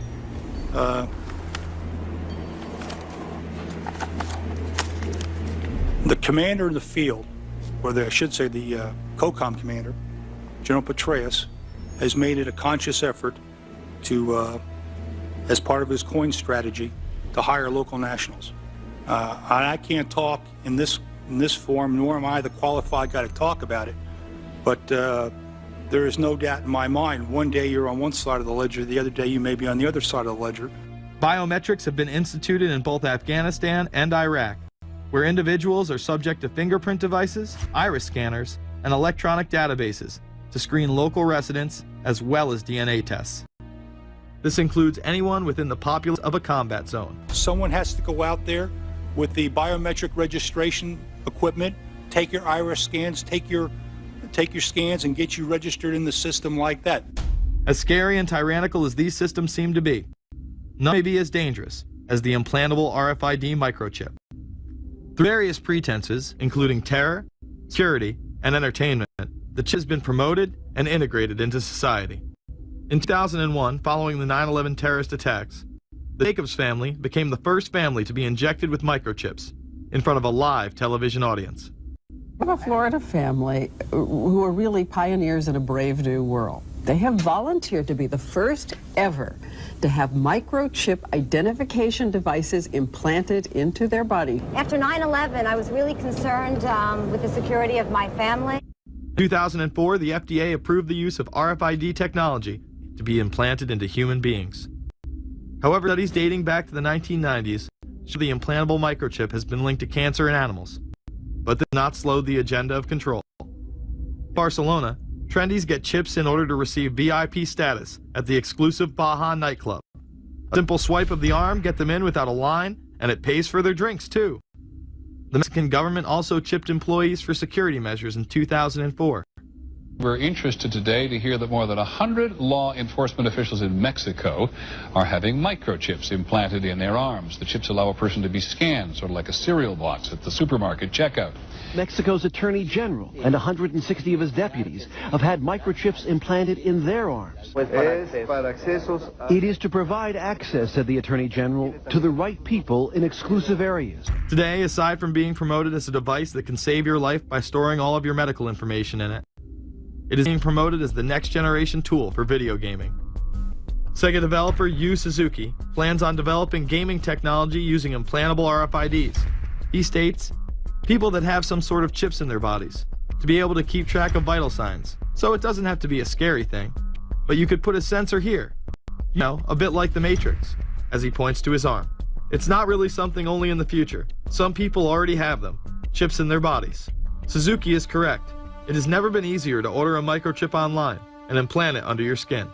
Microchips implanted in your hand, arm, or shoulder is just the beginning. Some have already taken implantable brain chips that may enable the blind to see again, the deaf to hear, and much, much more, including the ability to download information directly into the brain and instantly communicate with anyone in the world, creating a worldwide mind. It's very interesting that the way that the New World Order is going is moving towards a system that is identical to that, whether it's going to be an implantable microchip, an RFID, a thumb scan, whether it's going to be some sort of a tattoo. Imagine a planet where every human being is required to be chipped at birth. This would be the final tool implemented in a command and control world government system in which the elite rule the masses with total control of their lives. This is, of course, a terrible predicament for those of us who are convinced that this system is slowly but surely destroying this country and has to be changed. But we can't count on the elected presidents to do it, and we can't count on the elected Congress to do it. We somehow have to mobilize the technological resources of the internet to create some kind of new political force in this country. So is there anything else about the ruling class we should know? Politicians, business leaders, and media figures are often portrayed as pillars of morality while they describe themselves as Christian conservatives. Nothing could be further from the truth. In reality, many of the elite are groomed at a young age to take part in occult rituals. Those who attend Yale are indoctrinated into the Order of Skull and Bones, an elite secret society cloaked as a fraternal order.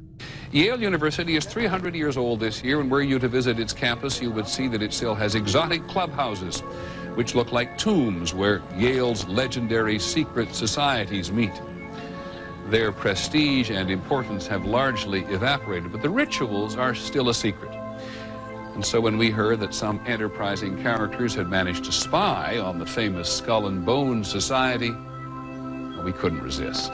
Skull and Bones, people say it's a fraternity at Yale University, but it's really a postgraduate organization. So it was founded in 1832, and it's not like a normal fraternity. People don't pledge. These people choose who they want to come. So they do the recruiting. They recruit 15 people every year, people who they see are going to be powerful people in the future. So they're recruited when they're a junior in college.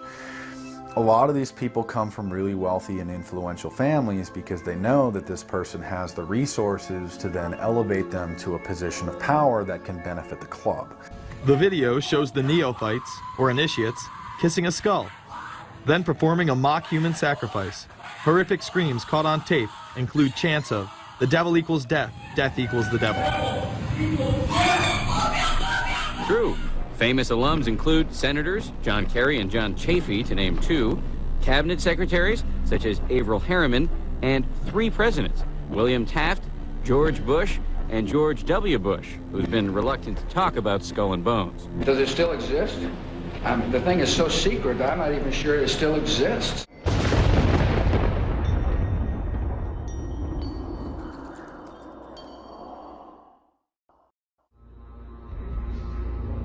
No doubt hearing about all the differences between John Kerry and George W. Bush. But we've discovered they do have something in common. During their respective college days at Yale, they both belonged to a group called Skull and Bones. Does it still exist? The thing is so secret, I'm not even sure it still exists. Former Skull and Bones members and current members have been presidents, heads of the CIA, senators, heads of business. I mean, huge, huge corporations.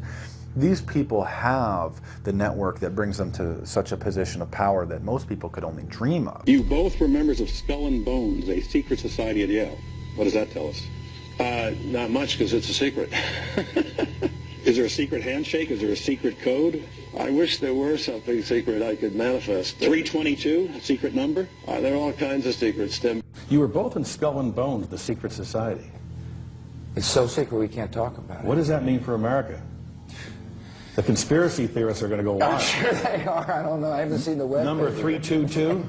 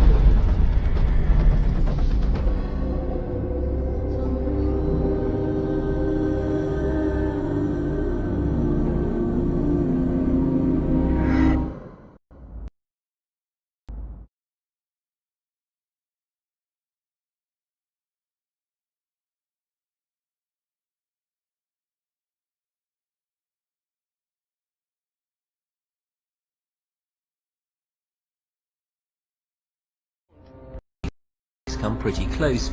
She was part of a team that successfully recorded part of the initiation ceremony that takes place in the tomb's courtyard. Okay, you have the doorway here. Yeah. Okay, then to the right you have a hedge, and then you have an evergreen tree. If you follow that line straight back, courtyard's in there. Ah, okay. So that's where they have the ceremonies in the outdoor part of it. Part of it was indoors, so we only got to see the outdoor part. Right. We only got to and to listen to the outdoor part. God only knows what went on indoors. And what did you hear? What was it you know? You managed to get this unique It was access disgusting. It was gross. I mean, they were pretending to murder people. And what was the tone of it, though? Was it jokey, or was it quite... No, it wasn't jokey at all. It was sick.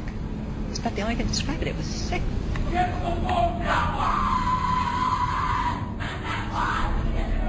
What you're hearing is the first recording ever made of the Skull and Bones initiation ceremony. It has never been broadcast before.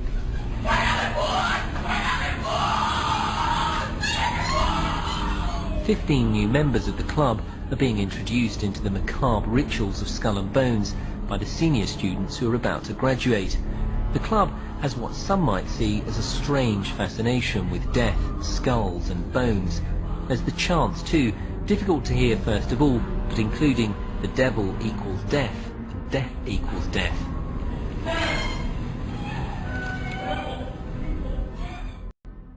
This is an elaborate, occult, ritualistic entry into this group that they are now a member of for life. This culture of death and the occult continues long after college. Later on in life, these pagan rituals carry on in the redwoods of Sonoma, California. And what is the Bohemian Grove? Well, it's a kind of summer camp for the powerful, an all-male gathering in great secrecy. This group was formed in the late 1800s by artists, industrialists, and politicians. Bohemian attendees worship the owl as their deity. The Aztecs, Mayans, and other natives of Mesoamerica considered the owl a symbol of destruction and death. This is why the opening ritual for the club is the cremation of care. During the ritual, the effigy of a baby is rowed across the water by the Grim Reaper and given to a high priest, who then tosses it on a fiery sacrificial altar of a 40-foot owl god. It is an earth-based ritual in which care is burned away. The conscience is symbolically cast aside so that they may ignore the pain they have inflicted on others for the advancement of their own agendas. With this ceremony called the cremation of care, that begins the two-week encampment where the body of dull care, symbolizing woes and concerns, is burned on an altar in front of a big owl statue. When that ceremony ends, they all start to cheer and yell. Now a question. What have Herbert Hoover, Art Linkletter, Jack London, and Richard Nixon all had in common? Well, they've all been members of the exclusive all-male Bohemian Club in California, where every year at this time the elite from around the country get together for 2.5 weeks of fun and games. Among its members are businessmen like Leonard Firestone and Edgar Kaiser, and political figures like Gerald Ford, Henry Kissinger, William French Smith, and George Shultz. President Reagan, Vice President Bush, and Defense Secretary Weinberger are members of other camps. Richard Nixon is a Bohemian, and so are high-ranking executives of such companies as Eastern Airlines, Standard Oil of Indiana, and Bank of America. For the most part, the men of Bohemian Grove are over 50, highly successful, and, according to many employees, politically conservative. Membership in the Grove is by invitation only, and is determined by such factors as social standing, occupation, and personal connections. Privacy is one of the Grove's most cherished virtues. Members may not photograph, record, speak, or write about activities at the retreat. While many public officials are Grove members, the press is a distinctly unwelcome guest. We're from ABC News. Well, get back there. Get back there. Can we talk to somebody in there? Get back there. And what you're looking at here, staggeringly, is a group of people, some of the most famous people in America, in long gowns. Behind them there, you see a 40-foot stone owl. And there's the fire between them, next to the lake at Bohemian Grove. Now, one might wonder, understandably, why the people that run the banking, political, economic system and the media in America should be dressed in long robes doing a ceremony to a 40-foot stone owl. I think we should be told. You see, for over 120 20-plus years in Northern California, in Sonoma County, on a 2,700-acre secluded redwood grove, leaders from around the world, prime ministers, chancellors, presidents, governors, again, the heads of industry, banking, academia, the media, Hollywood, travel there to engage in bizarre, ancient Canaanite, Luciferian, Babylon mystery religion ceremonies. We were inside 4 hours. That's only one day out of the 2 weeks that they meet there for the admitted Summer Fire Festival of the Bohemian Club.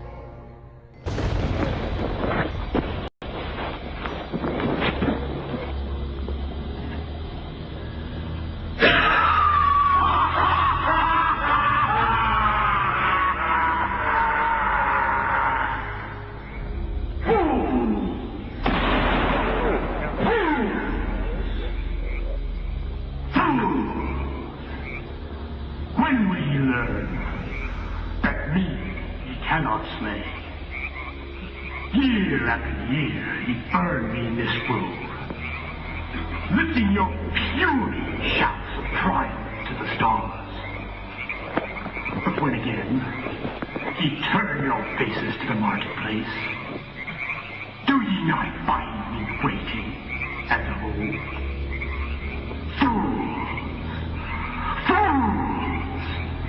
Fools to dream ye conquer care! Nay, thou mocking spirit, it is not all a dream. We know thou waitest for us, year after year within this happy grove. Our fellowship bans thee for a space. Thy malevolence which would pursue us here has lost its power under these friendly trees. So shall we burn thee once again this night, and in the flames that eat thine effigy, we shall read the sign, Midsummer sets us free. Ye shall burn me once again!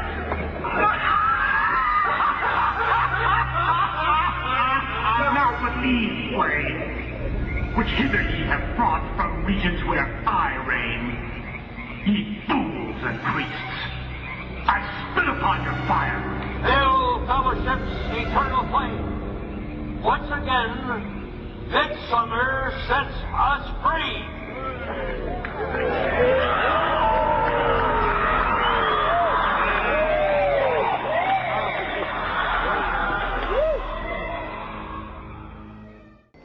You have to ask yourself why it is that somebody would want to do that, let alone these elite people. And if you look at the elite throughout history, many of the people that achieve pinnacles of power are into the occult. They seek a supernatural way to gain power.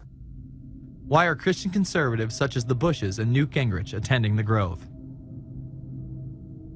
And I recognize I'm not going to be invited to Renaissance Weekend or that Bohemian deal where Newt, Rush, and Dick all sit in a teepee, naked, beating on tom-toms. Does the media barely mention the Grove?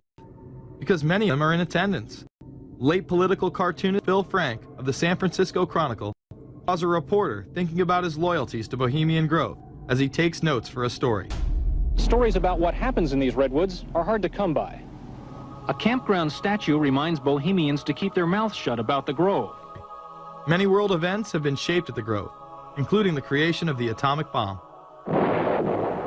Discussions at the Grove in the 1930s helped lead to the development of nuclear power and the atomic bomb. Every Republican president since Calvin Coolidge has been a member, as well as many Democrats, including Jimmy Carter. If you look at the membership lists of the Bohemian Grove and the Council on Foreign Relations, the Bilderberg Group, a lot of the key level people are overlapping and are involved in numerous groups. In addition to pagan rituals that take place there, this all-male club also deals with darker themes through the plays Montezuma, which feature Aztec human sacrifice, and Faust, which feature Mephisto. Bohemian Grove that I attend one time at a time. It is the most faggot goddamn thing you will ever imagine. Again, we see people of the highest levels of power involved in the most repulsive and decadent of crimes. They couldn't care less about the code of conduct that's taught in all major religions about treating others the way that you want to be treated.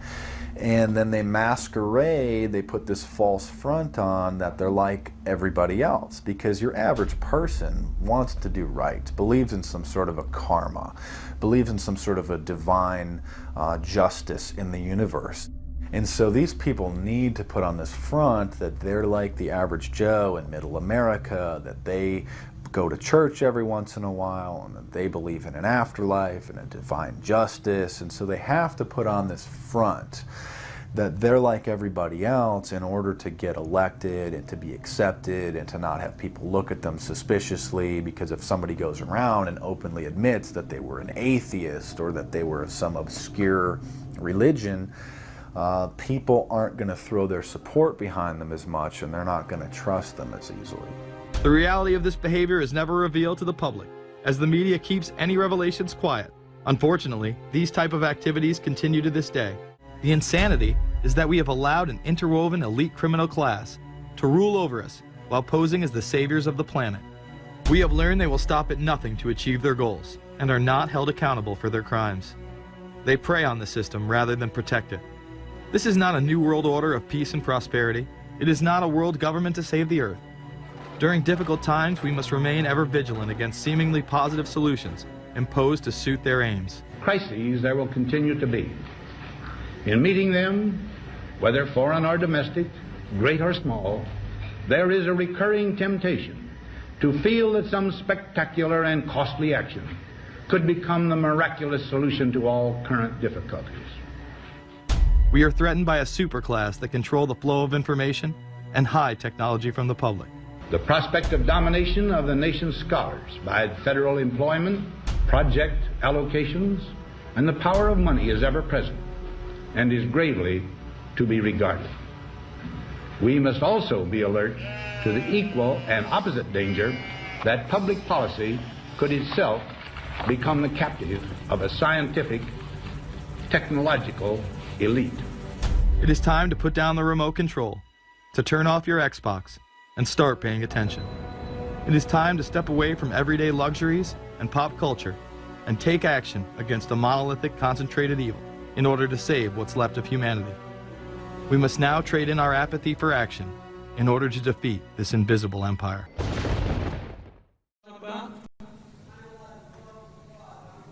Yeah. A fraud? No, it wasn't a fraud, but I'll be glad to talk to you if you'll shut up and let me talk now. And a fraud, let me tell you something. I'll tell you a couple of stories about fraud. The Bohemian Club, is this the Bohemian Club? All those rich Republicans go up and stand naked against redwood trees, right? I've never been to the Bohemian Club, but you ought to go. It'd be good for you. Get some fresh air.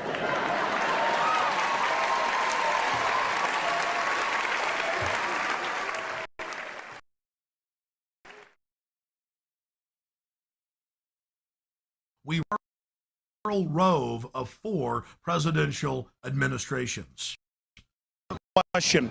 I read a Washington Times article many years ago where you had a comment about the organization, and then now it's been in the Wall Street Journal, it's been in a lot of different newspapers, and that's the Bohemian Grove. And back in, what was it, 1996, when you joined as a Clinton advisor, the Republicans were criticizing you, oh, what about Bohemian Grove? And then you countered them by saying, hey, I don't run around in the woods naked. What did that mean? Here is the before-mentioned Washington Times article where he said, I didn't run around naked like they do. I don't know what quote you're referring to. I'm not aware of any quote like that. Listen, I am a happy member of the Bohemian Grove. I like the folks who come there, and it's really inappropriate for me to talk about the group beyond that. Thank you. Have you been there for the ceremony with the cremation of care? Frankly, I don't think that's something I need to talk to you about. Really? That's right. Well, I'm Alex Jones, and I snuck in there in 2000. I'm the guy that blew it wide open and got the video. It's been on national TV. Well, I disrespect you for that. You do? I do. But it's a lot of big public officials going in there. Don't we deserve to know? You took an. I don't know anything about you, and I don't know anything about your film. But if you go in there with an understanding, you violated that understanding by releasing that film, and I don't respect you for that. Really? But we have public officials. I'm sorry. You took an understanding when you went in there that you would not do that film, and you did you have an understanding when you went in there? No. Did you crash it?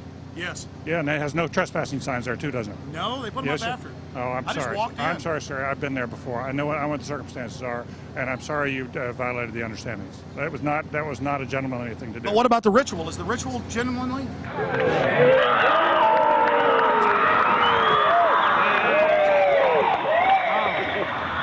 Sir, everything I don't owe you this comment. I know. I appreciate it. This is what's called ambush journalism, and I disrespect you for that as well. So thank you and goodbye. Been in the ritual? That's none of your damn business. Oh, that's right. Listen. You go around and make understandings with people and violate them. You ambush people on the streets, and that's inappropriate form of journalism. If you wish to practice that, that's fine, but don't ask others to respect you for it. If you want to, you can do. You're a free American, like anything you want. If you want to be uncivil and rude and ungentlemanly, that's up to you. But don't expect the rest of us to say, "Oh well, you're there, Mr. Gergen." I'm sorry, nobody sets policy in there. We try to be gentlemen, and obviously, you don't belong there. Weaving spiders come out here. Yeah, that is a three-pointer. Woo! Look how strangely he behaved when we brought it up. Why is he acting so secretive? And why did he get so angry when he discovered that we'd snuck in? You see, they take it very, very seriously. This is one of the hallmarks of the occult and secret societies. The word occult means secret. Secrecy is part of their religion. They revel in it. And when it's violated, they become extremely angry. How widespread is the occult? The answer is extremely widespread. Occultism in our society, and particularly in our government, at the highest levels of corporate America, is rampant. It's also important to note that the Grove itself was founded in 1872 by West Coast journalists, and that the National Press Club adopted the iconography of the Grove for its Great Seal. There are three major icons used in the cremation of care ritual. Moloch, the owl idol, the curved staff carried by the high priest, and the eternal flame lamp, the Arabian-style lamp, which the priest uses to ignite his torch, which he then uses to burn the human effigy care. Our social lives, going to the football game or the PTA, a little bit different than your average world leader or corporation chief. No, in their spare time, they worship Moloch and mock human sacrifices. We just need to get used to that and accept them as our leaders. Your neighbor engaging in mock human sacrifices to Moloch, the demon idol that was worshipped all over the Mediterranean and the Middle East, would you let that neighbor walk your dog or house sit, or how about babysit your children? Be in control of the nuclear launch codes. Well, we give you a revelation. They are in control of national deficit, of Congress, of your bank account, of your local police department, and see you as cattle, as their slaves.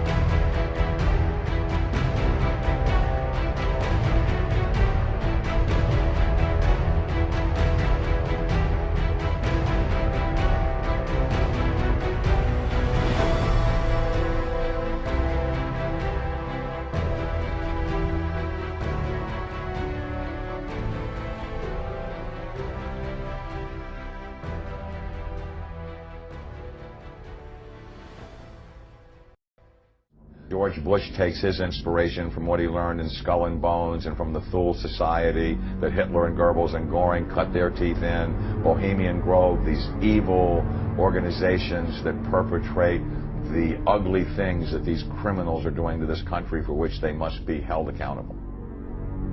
They are the most violent, dirtiest people on the face of the earth. Somewhere Americans are going to have to take their country back and start finding out who are these people. Who are these people we call our representatives, the Bushes. George Bush, the president, his father, went around the country talking about a new world order. The people who are running this country from behind the scenes do not care a thing about Americans or bloodshed anywhere.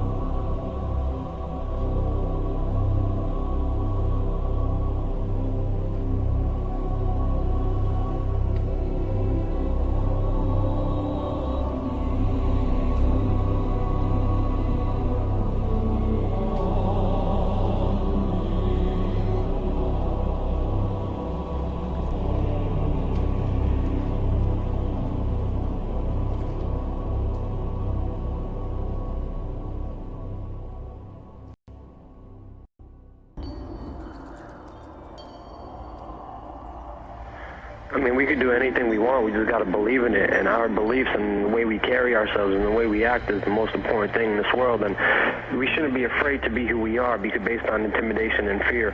This government uses fear and depression as their major tools of oppression. And we have to understand we can't be scared. We can't be depressed. We have to think positively. We have to do good things. And it's not about me. It's not about individuals. It's about all of us standing up for what's right. And when we all stand up, that's going to be the significant amount of change that we're going to see in this world. That's going to be the time where we're going to take this country back for what it's supposed to be, truth, liberty, and love. And that's the main principles behind We Are Change.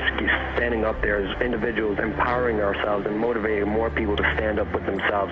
You know, and again, don't ever be afraid to be who you are. Don't ever be afraid to speak what you know. Just get out there, believe in yourself, and you have a short life to live. Make sure you live a good one.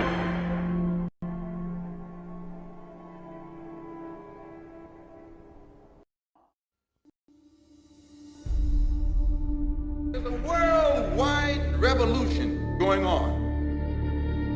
And in my opinion, the young generation of white, black, brown, whatever else there is, you're living at a time of extremism, a time of revolution. What is it revolting against? The power structure. The American power structure? No. The French power structure? No. The English power structure? No. Then what power structure?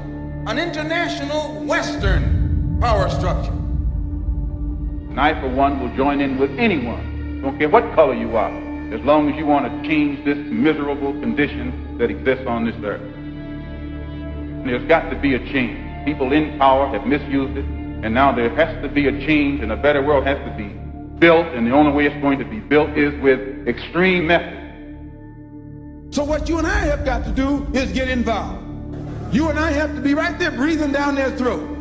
Every time they look over their shoulder, we want them to see us. Once those intentions are made known, we can get to the nitty-gritty of the problem. We can get to the core of the problem. We can get to the root of the problem. And then we can correct the problem.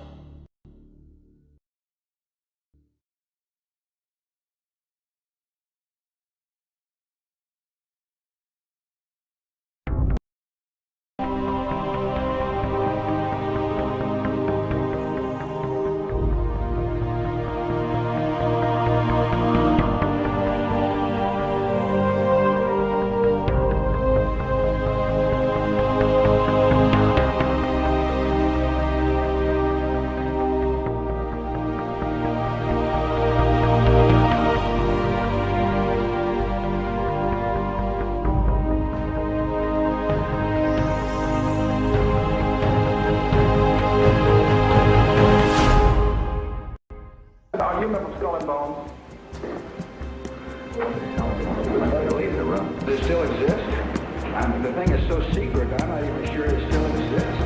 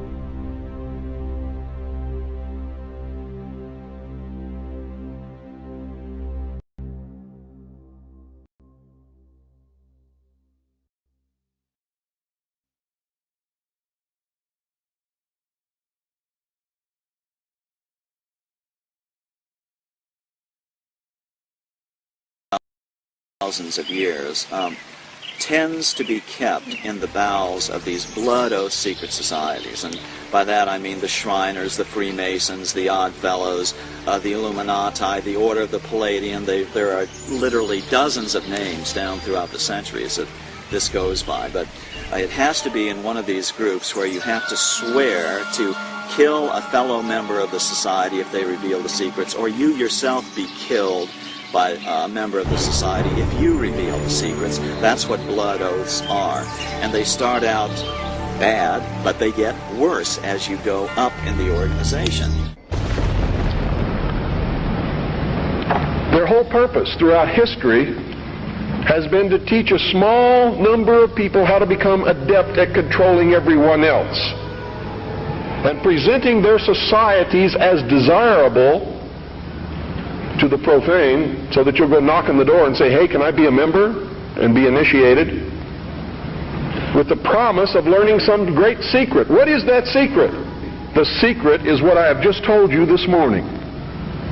The secret is how to control everybody else.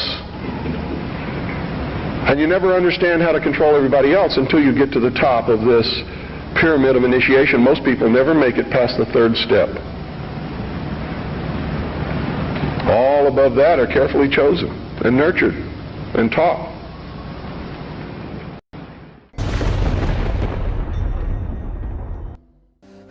As with all secret societies, you have levels, and if you're on the lower levels, you don't even know they're upper levels. They don't even tell you. You bump into it by accident, or someone comes along. Now, in Scottish Rite, that's something different, because they know that there's a... But before then, and basically secret societies, let's go to ancient Egypt. To the ancient Egyptians, the priest would tell the serfs, the guys that tilled the land, they would say, the sun is God, okay?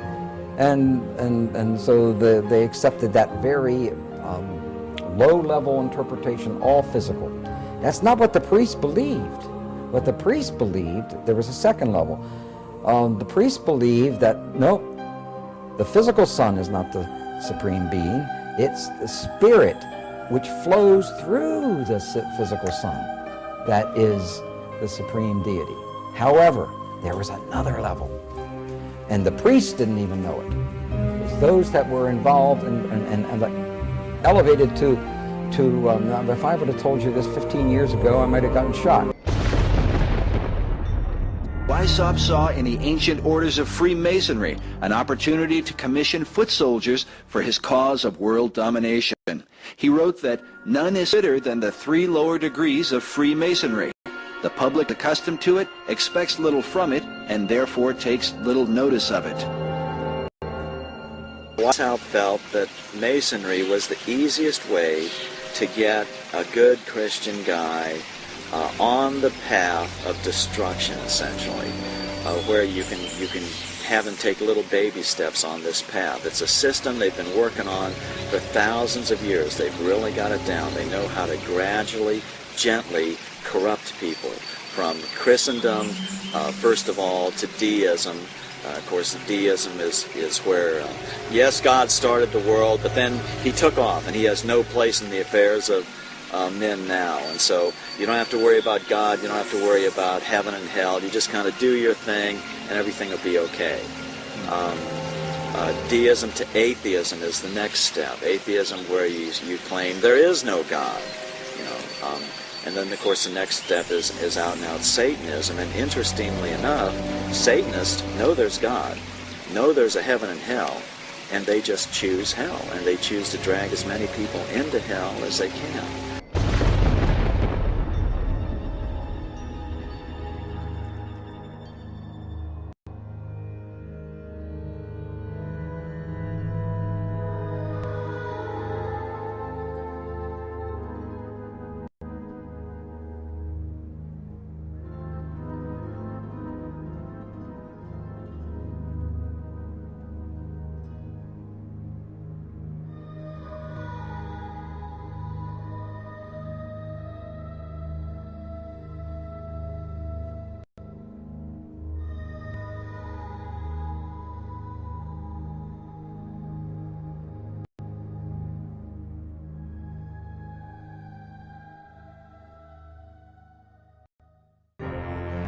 The religion of Masonry, while often cloaked with Christian titles, is actually based upon the ancient mystery religion of Babylon and Egypt.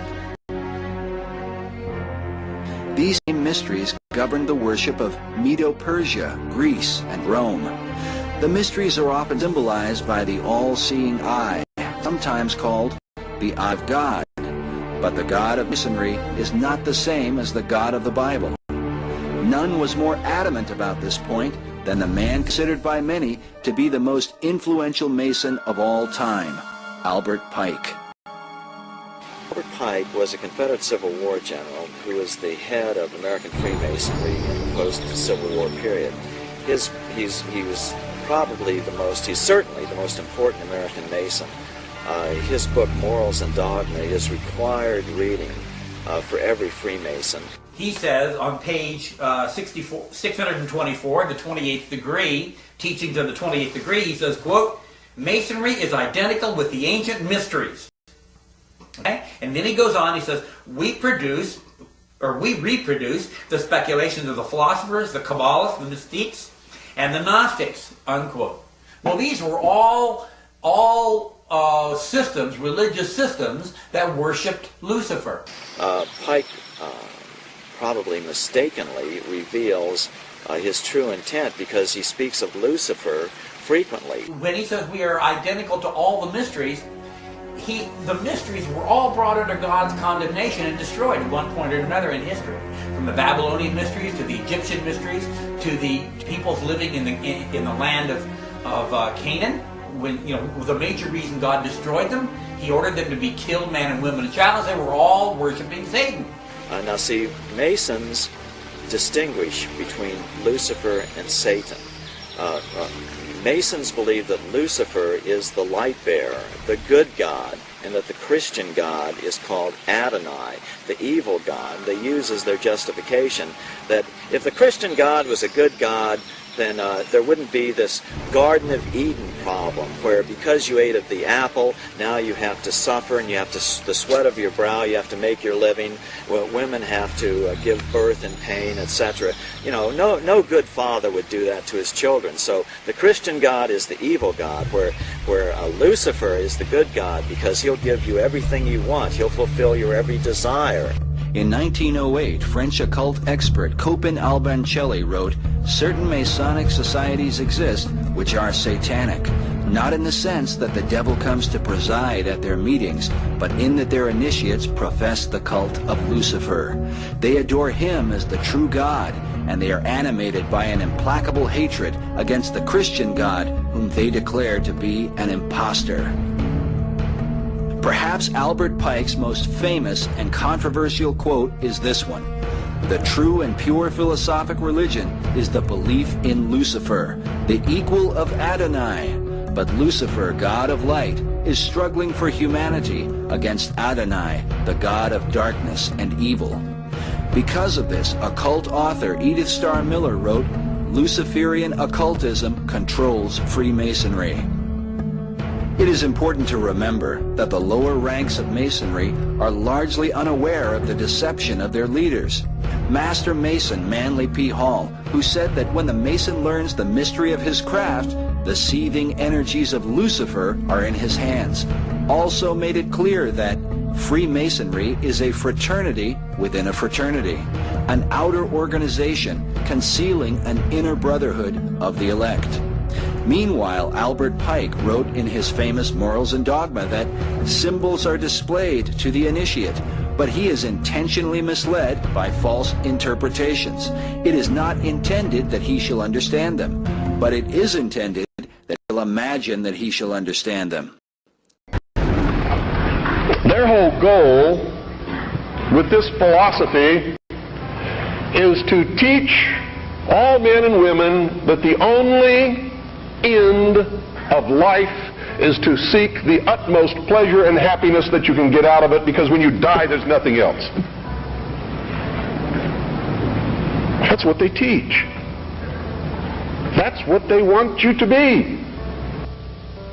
They don't want laws against sexual promiscuity. That's why they don't want families. That's why they don't want marriage.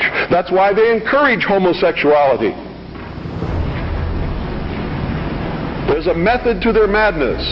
There's really not much method to yours, because you're operating from a place of ignorance, and until you change that, you're going to be bumbling around, bumping into each other, saying and doing the wrong things, not understanding the nature of your enemy. And if you don't understand the nature of your enemy and the weapons they use, you cannot fight that enemy. You can't fight the battle. You wouldn't even be on the battlefield. That's why you're losing the war. And don't tell me you're not, because I'm in a place of great knowledge about who's winning and who's losing the war. And I can assure you, you're losing the war. Doesn't mean it can't be turned around. But it'll never be turned around until you learn what you need to know. It is simply the fact that certain of their members worship Lucifer, and that they keep that secret from the overwhelming majority of their own members, and certainly the public is never to know this fact if they can help it. And the evidence to support that conclusion is ample, but only to one who cares enough to look for it. The problem with most people is they don't care enough to look for anything. So why the secrecy? The secrecy is because, folks, the real secret of Mystery Babylon is how to control everyone else. And if they reveal these secrets, they won't have the control, for it'll be in the hands of everyone. That is the greatest secret of the secret societies. And I can tell you now that most of us have been living in fantasy land for all of our lives. We don't even know anything near what the truth of any matter is. We must begin an honest search. Now Osiris has as a symbol an eye, and that eye, of course, is the sun. And this eye represents the son of the underworld.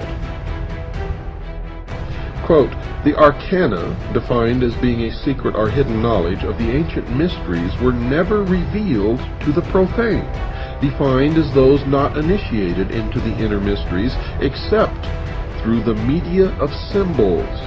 You're going to find, folks, that symbols mean more than you will ever begin to understand unless you waded deep into the stream of the Mystery Babylon, as I have.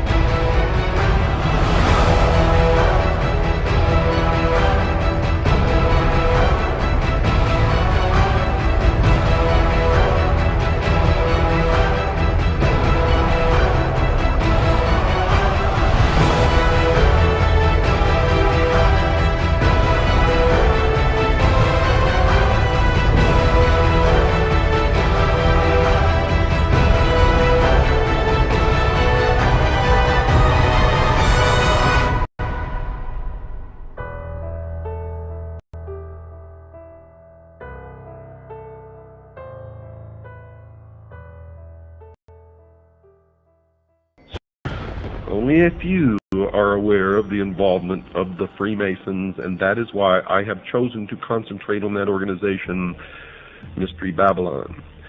And the reason I'm concentrating on that organization is because it is their members who have infiltrated the church and the educational field who control those other two organizations.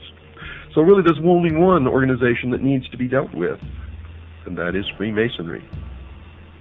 So, Masonry conceals a great mystery inside its temples, one that is connected somehow to the New Age movement. The Masons admit in some of their writings that they too are anticipating a New Age, a series of major changes.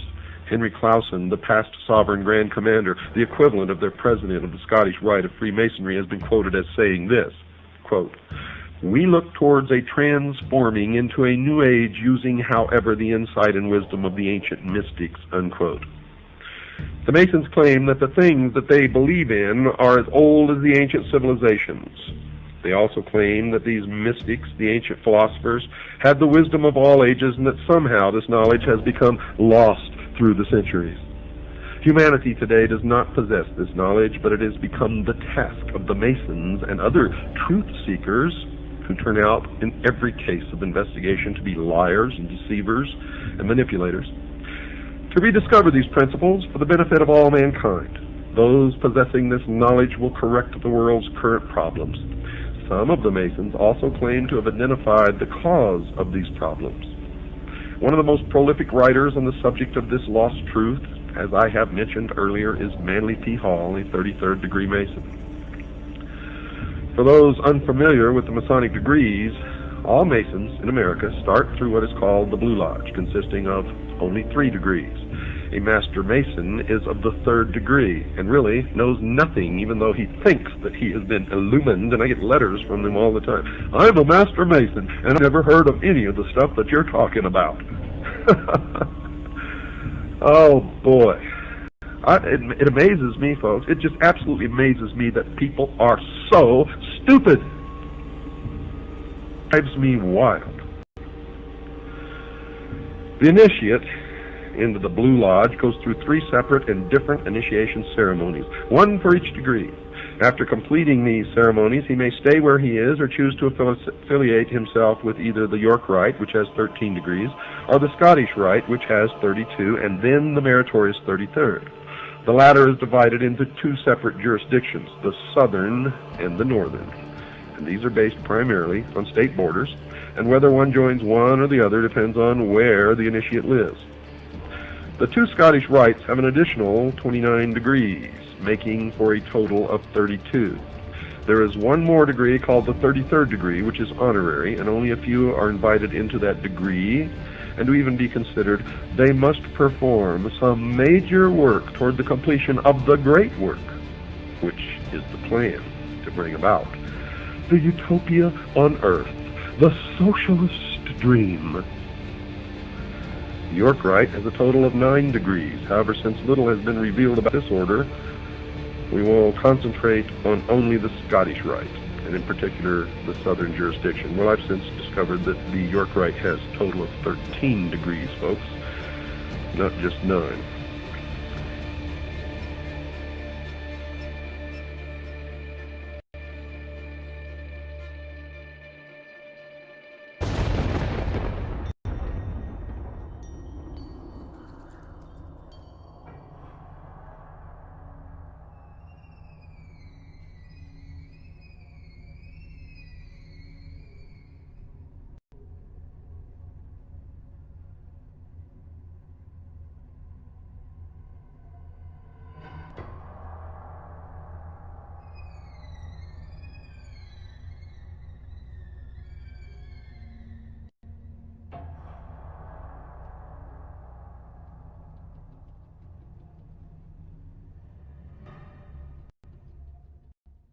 Illuminati was an organization created in Bavaria. A Freemason named Adam Weishaupt created the Illuminati as an inner circle of Freemasons.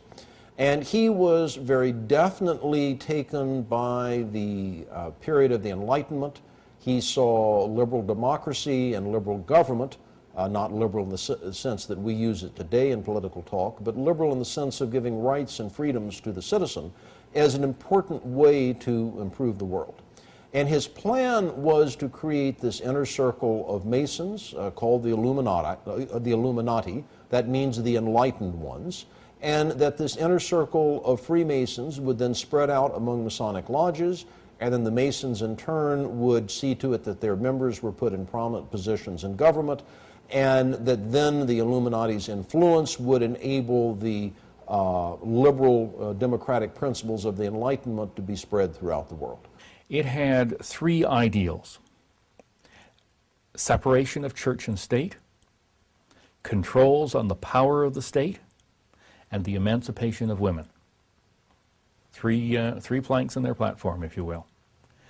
Now, one could say that the Bavarian Illuminati won, because that, in effect, defines Western society. Because the Illuminati plan to change the world in many ways came to pass, some believe the order functioned through the revolutionary movements of the 18th, 19th, and 20th centuries. The cry for revolution around the world seems to have impacted all the countries of Europe and spread beyond to Russia, China, North Korea, and Cuba. But most controversial is the society's influence in America, something hinted at in the very date in which the Illuminati in Germany was founded. I think they were supposedly formed in 1776, the same year of the Declaration of Independence. And the Illuminati was established as an organization, you know. He says, no longer are we going to take the orders of the monarchs in 1776. Now that's a pretty important date, isn't it? Now, you made reference to 1776 and the Illuminati. Can you draw a line? I do associate the two because the language was so symbolic. It's too direct and too precise not to know that these people who envisioned such a new world were actually combined in the underground secret societies of Europe. Fire was an important symbol to the revolutionaries, who were determined to destroy the old world in preparation for the new. As one of them declared, with a match, one does not lift up the world, one burns it. Weishaupt's Bavarian Illuminati sparked the flame of the revolutionary faith, but some researchers believe that at some point their flame was put out. They lasted about 10 years. Now, what lasted for centuries after them was the rumor and reputation that there is a secret inner circle of Freemasons that are plotting to take over the world. John Robison in Scotland wrote a book, Proofs of a Conspiracy, where he talks about how the Illuminati are trying to take over Masonic lodges, and Masonic lodges are trying to take over the world. But the American lodges, by and large, externally, we know, did not accept that because it wasn't needed. However, it doesn't mean that there were lodges within the United States that did. You had to have had some Freemasons that were members of the Illuminati, but were they in control of any lodges? Don't think so, because it would be against the law. In the lower levels, they could talk all they wanted about it, but to get together as a group, as a function, as Freemasons, they couldn't. There was an Illuminati scare. How frightening is this? We've always known there was a Masonic lodge down the street. Could they be infiltrated by the Illuminati? Are they secretly trying to take over our government? All of this is foolishness. The Illuminati went out of business after about 10 years. They never spread beyond, much beyond Bavaria, certainly never to the United States. It's logical to some that Weishaupt's organization was disbanded by 1786, after it had been discovered and outlawed by the Bavarian government the year before. But others point to a letter written by George Washington on October 24, 1798, 12 years after the Illuminati had supposedly ceased to function. Writing to the Reverend G.W. Schneider, Washington acknowledged the presence of Illuminati doctrines at work in America. The Reverend Schneider had sent Washington a copy of the book, Proofs of a Conspiracy Against All the Religions and Governments of Europe, by Professor John Robeson, saying that his book gives a full account of a society of Freemasons that distinguishes itself by the name of Illuminati, whose plan is to overturn all government and all religion. For many researchers, the presence of the all-seeing eye floating above an unfinished pyramid stands as clearest proof of the Illuminati at work in America. I believe the symbol on the dollar bill, the truncated pyramid, is directly related to the Illuminati. According to Dr. Billington, it was the Bavarian Illuminati that put the fire in the minds of men and compelled them toward a global revolution to change the world. Is it possible that this philosophy is at work in America today? By our efforts, we have lit a fire as well, a fire in the minds of men.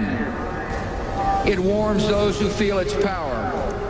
It burns those who fight its progress. And one day, this untamed fire of freedom will reach the darkest corners of our world. The Secret Destiny of America. Manly P. Hall wrote that world democracy was the secret dream of the great classical philosophers, saying that the brilliant plan of the ancients has survived to our time, and it will continue to function until the great work is accomplished. Many researchers believe this great work is the secret behind the wars and rumors of war America has been involved in through the 20th century, right up to the present day. Could this plan of the ancients to establish a world democracy be the real hidden agenda of secret societies? And was this ancient plan echoed in the 2005 inaugural address given by President Bush? When our founders declared a new order of the ages, they were acting on an ancient hope that is meant to be fulfilled. The occult is working at the highest levels of our society, using the military and financial power of the United States to bring about this one world state. And the president has spoken openly about it, how the purpose of the United States is to bring democracy to the nations of the world.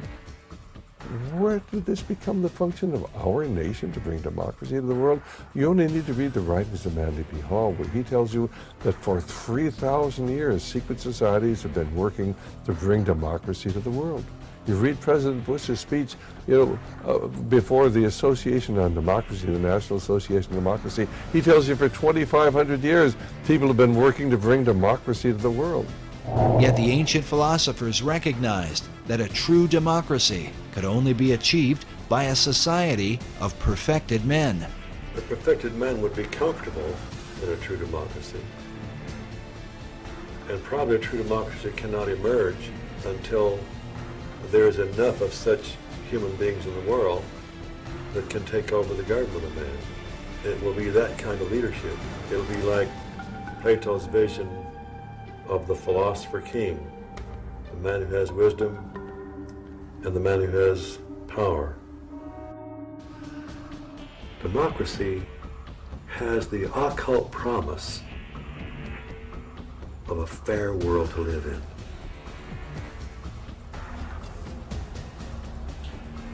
Now, you mentioned the occult promise. How would you define a term like that for an audience who's... Well, probably define that term by saying that promise is explain the word occult. Well, it's obscure. It's hidden, not visible to the normal eye. So an occult promise is something that is inherent, but only visible to those who have that inner vision. So a fair world is a kind of occult promise at the heart of democracy. But is this occult promise part of America's Christian heritage? And if not, could this account for why the many symbols that adorn America's capital city come not from the Bible, but from the ancient mystery religion. And if America were really, truly a Christian nation, what would all of these mythological characters be in our city? Certainly the Christian influence was very strong. From the Christian point of view, we were formed as a Christian nation. But from the occultist point of view, and those associated with astrology and the ancient mystery religions, America was, of course, and Washington, D.C. was to represent their position. So you've had the two forces, in America ever since its formation. While it seems that most of America's leaders have upheld Christian ideals, their reason for doing so is often questioned. If they were Christians, why would they erect monuments to pagan gods and goddesses? And if they were pagans, why confess to Christian ideals? Manly Hall suggests the reason may have been one of self-preservation. He argues that because of the persecutions of organized religion in the Old World, the secret societies employed even greater methods of secrecy to protect their occult philosophies, making themselves sound as though their beliefs had to do with Christianity, which was the dominant belief in Europe, and eventually America. He says the pagan intellectuals reclothed their original ideas in a garment of Christian phraseology, but bestowed the keys of the symbolism only upon those duly initiated and bound to secrecy. It is for this reason that all secret societies have an initiation process whereby members are bound by blood oaths not to reveal the secrets of the order. A chief factor that contributes to confusion about the beliefs of America's founders is the presence of Rosicrucianism. The Rosicrucians are a mystical, arcane society that played a major role in the development of Freemasonry. The rose and cross, which symbolize the society, are also the source of its confusion. The rose is the symbol of secrecy and represents the pagan mystery religions, while the cross symbolizes Christianity. Rosicrucianism is when the two are combined. Because of this, one can begin to understand how a man like Charles Thomson could be famous for his English translation of the Old and New Testaments, and at the same time approve the design of the Great Seal for the United States with the all-seeing eye of Horus floating over an Egyptian pyramid. A Rosicrucian influence can be clearly seen in some of America's symbols. For example, this image of a pelican feeding her young appears in Manly Hall's Secret Teachings of All Ages and is very common to Rosicrucianism and Freemasonry. Now notice the Great Seal for the state of Louisiana. This particular replica is found inside the inner corridors of the U.S. Capitol. The Temple Church in London is a well-known Knight Templar church. Here we can see that the Golden Rosy Cross can be traced back to the mysterious knights. Now, notice the art surrounding the shrine. How a series of squares are shown with red and golden roses in the midst. The shrine opposite has a variation of the same design. Now consider this same pattern as it appears throughout the interior of the state capitol.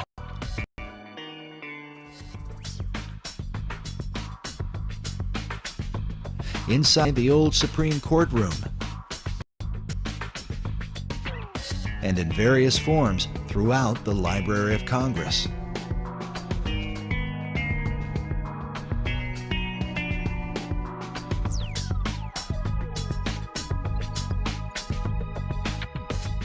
Sir Francis Bacon became the chief of the Rosicrucians in England. His famous saying, "Knowledge is power," is found written inside the Library of Congress, while a statue of Bacon can be seen on the upper level. Elsewhere in the main library is a Baconian passage from his collection of essays. It reads, "The inquiry, knowledge, and belief of truth is the sovereign good of human nature." This saying is found over a statue representing philosophy. Could this be an indication that Baconian philosophy governs the New World concept. Was one of the most prominent 19th century Freemasons. He joined the fraternity, I believe, in 1859, just before the Civil War. He was a scholar of ancient languages, was very familiar with what we would call comparative religion today, and he was given the task by the Supreme Council for the Southern Jurisdiction to rewrite their rituals. And this he did just before the Civil War, and then after the Civil War, he was elected Grand Commander of the Southern Jurisdiction, and he served in that position until his death in, I think, 1891. Grand Commander for the Southern Jurisdiction, which is based in Washington, D.C. To the Scottish Rite is his book, Morals and Dogma of the Ancient and Accepted Scottish Rite of Freemasonry. On the page it reads, Esoteric Book for Scottish Rite use only, to be returned upon withdrawal or death of recipient. It's given Masons after they've gone through a series of stuff, then they're given a copy of Our Pike's book. Pike declared that the true definition of Freemasonry is an advance toward the light.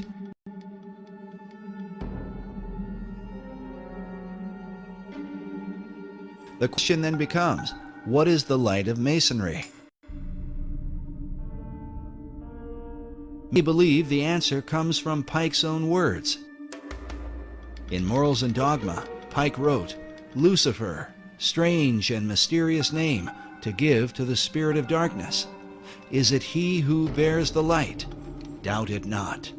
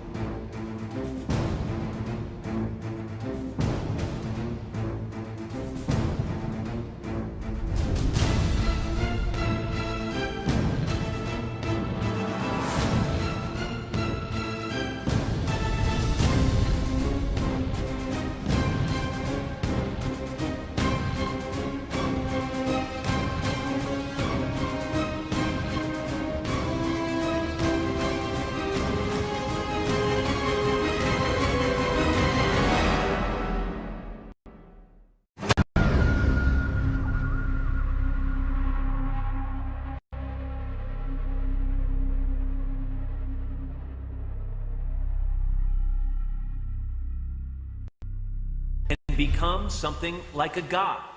You might be surprised to learn the founders had a similar idea. There is a painting in the Capitol. Yes. Tell me about it. Well, it's a painting that I was shocked to find was there. I said there was a painting called The Apotheosis of Washington. Apotheosis meaning the God-making of Washington. George Washington becoming a god. It seemed almost irreverential. It was like, how can a man become a god? But it really, to my eye, and to other historians' eye, catches this concept of the power of man. Again, can you imagine anyone putting forth that notion of politicians as gods? Right. Here we are in the 21st century. Well, you'd be run out of town. You'd be run out of town. There was a statue of George Washington that sat in the Capitol. He was unclothed. It was a model of a statue of Zeus. It was George Washington as a god. Right. In Scientology, we believe that anybody's abilities are potentially godlike. I believe in God. How to describe God? Wow. Well, I would say for me, it's a really personal question. Well, it is, and you don't have to answer it. It's we can move on if you don't want to answer it. It's entirely up to you. Yeah. Well, it's certainly not a test. Okay. No, I don't mind answering it. I think God, to me, though, is I believe there is a power that I am striving for. I think the best way to describe that would be to name that God, you know. And ideally, I would have to say that I am striving to be that God.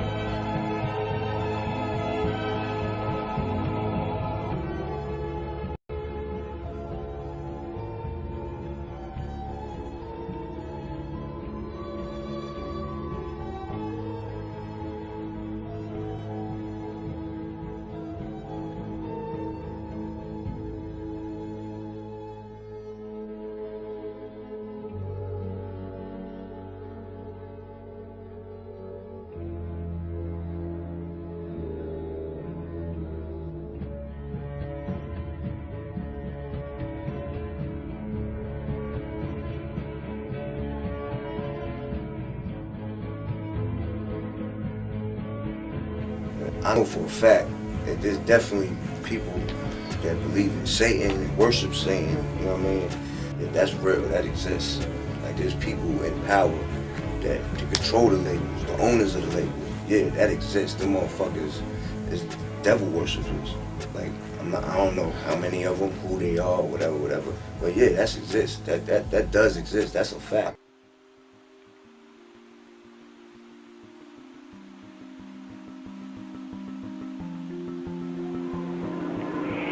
You always know. We always know which is the right way and which is the bad way.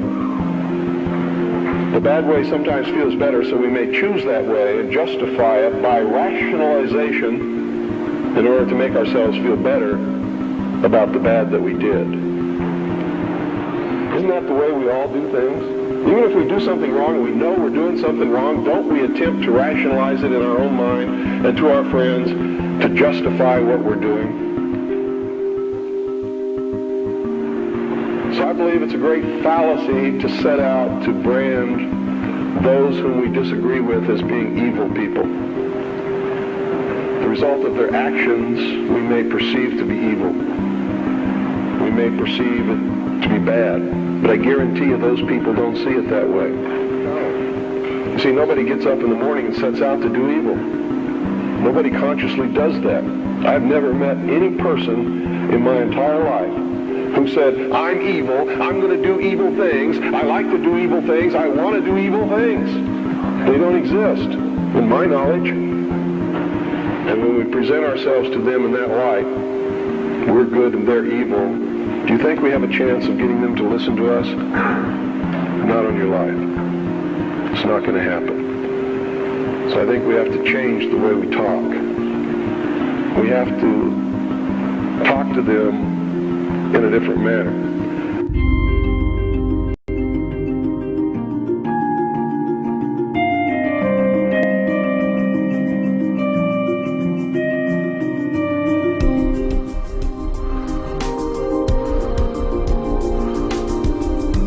I've learned some things, and I think these things need to be passed on to you.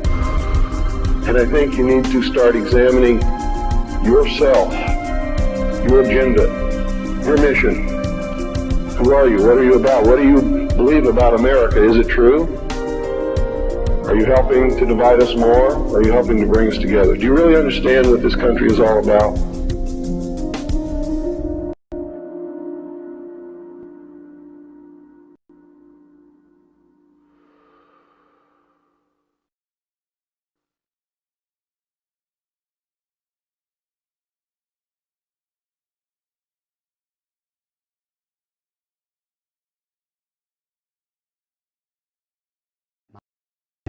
Made a very interesting and profound statement.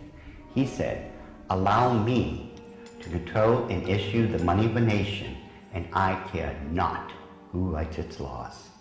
And he was right.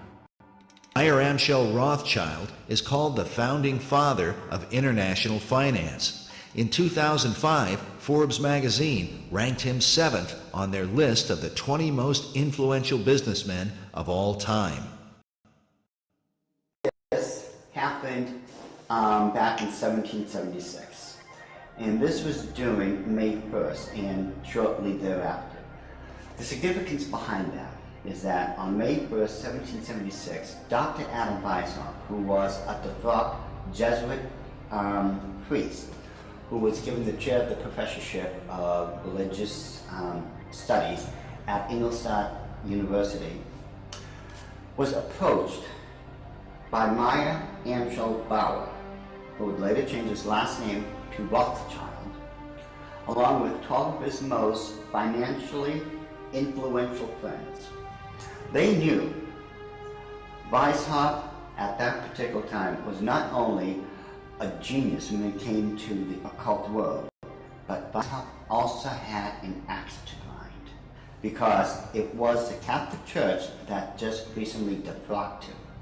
He was no longer a Jesuit priest, and he was going to send a message to them, to the monarchies of Europe, and to all other people who would try to have their will over his. What Rothschild and Weishaupt came up with was a plan to destroy the old world system of government through monarchies and the church, and to set up a new world order in its place. This is said to be the great plan of all the secret societies. So what happened? Maya Angelou approached Weishaupt and basically told him, we know you've got the occult knowledge and genius to put it all together. We've got the money. You do it, we'll back it. Just paraphrase what really happened. So in 1773, Weishaupt started creating what had never been created before. The idea of Illuminism had always been around, ever since the days of Babylon, with the co-founders of being that Nimrod and Semiramis. But no one had ever been able to actualize it. However, May 1st, 1776, the Order of the Illuminati had become a reality under the auspices of Dr. Adam Weishaupt. Now, like other nations, orders, countries and such, they have their two great seals. The Order of the Illuminati does. Those two seals can be found on the back of a $1 bill. People mistake those to be the two great seals of the United States of America. They are not. Those are the two seals of the Order of the Illuminati. And I'm going to explain it to you. In order to understand the seal itself, we have to first take a look at every single thing that composites it. We look at the first part of it on our left, which would be the truncated pyramid one. Above it is a 13-letter Latin expression that says Annuit Corruptus, and directly underneath the base of the pyramid is a 3-word Latin expression which is Novus Ordo Seclorum.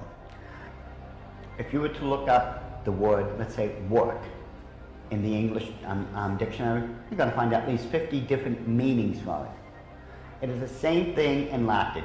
Different words have different meanings. They have more than one meaning.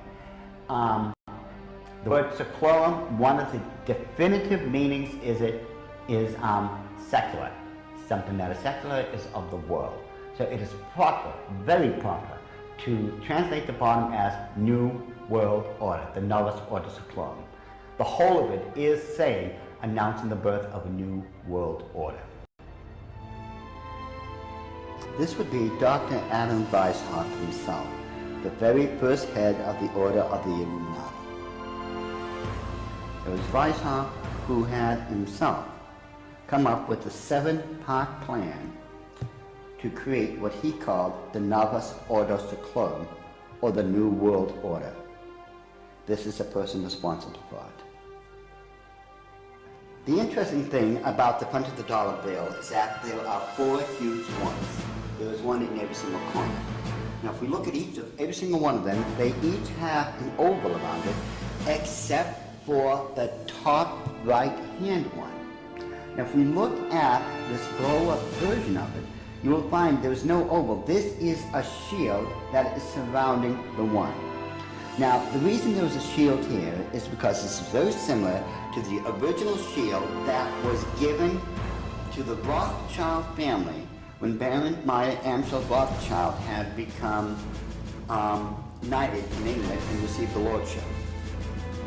If we look across the top of this shield, all the way to the left-hand side, it drops down and forms a crescent moon. It's a crescent moon because it represents the female goddess in the occult world. At the bottom of that shield, of that lunar moon, you will see the owl. And it's very obvious. Once you take a good look at that part of the crescent moon, and it is the same Illuminati owl that is being worshipped at the Bohemian Grove in California by those members of the Bohemian Grove, where presidents, premiers, kings and queens and heads of nations throughout this world have met. You can tell just by looking at this photo, that is a 40-foot owl. It is made out of oak, and that the worshippers are surrounding that fire pit around that altar, which is easily reflected in the lake around them.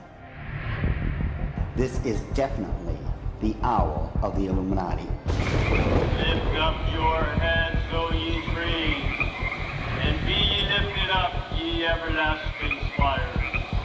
For behold, here is Bohemia's shrine, and holy are the pillars of this house.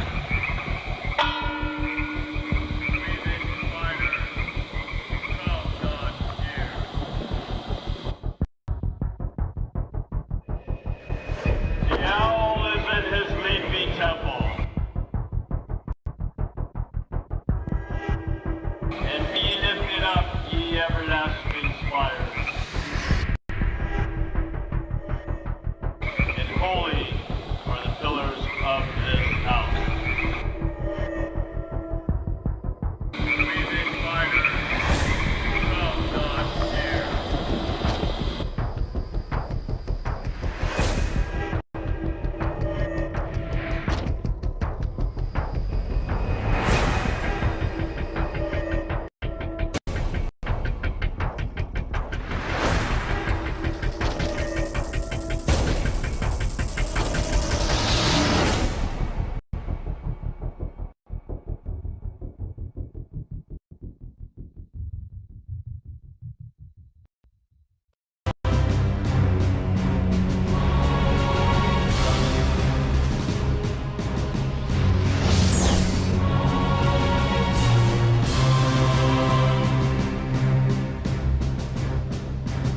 You will overcome darkness. You will be enlightened.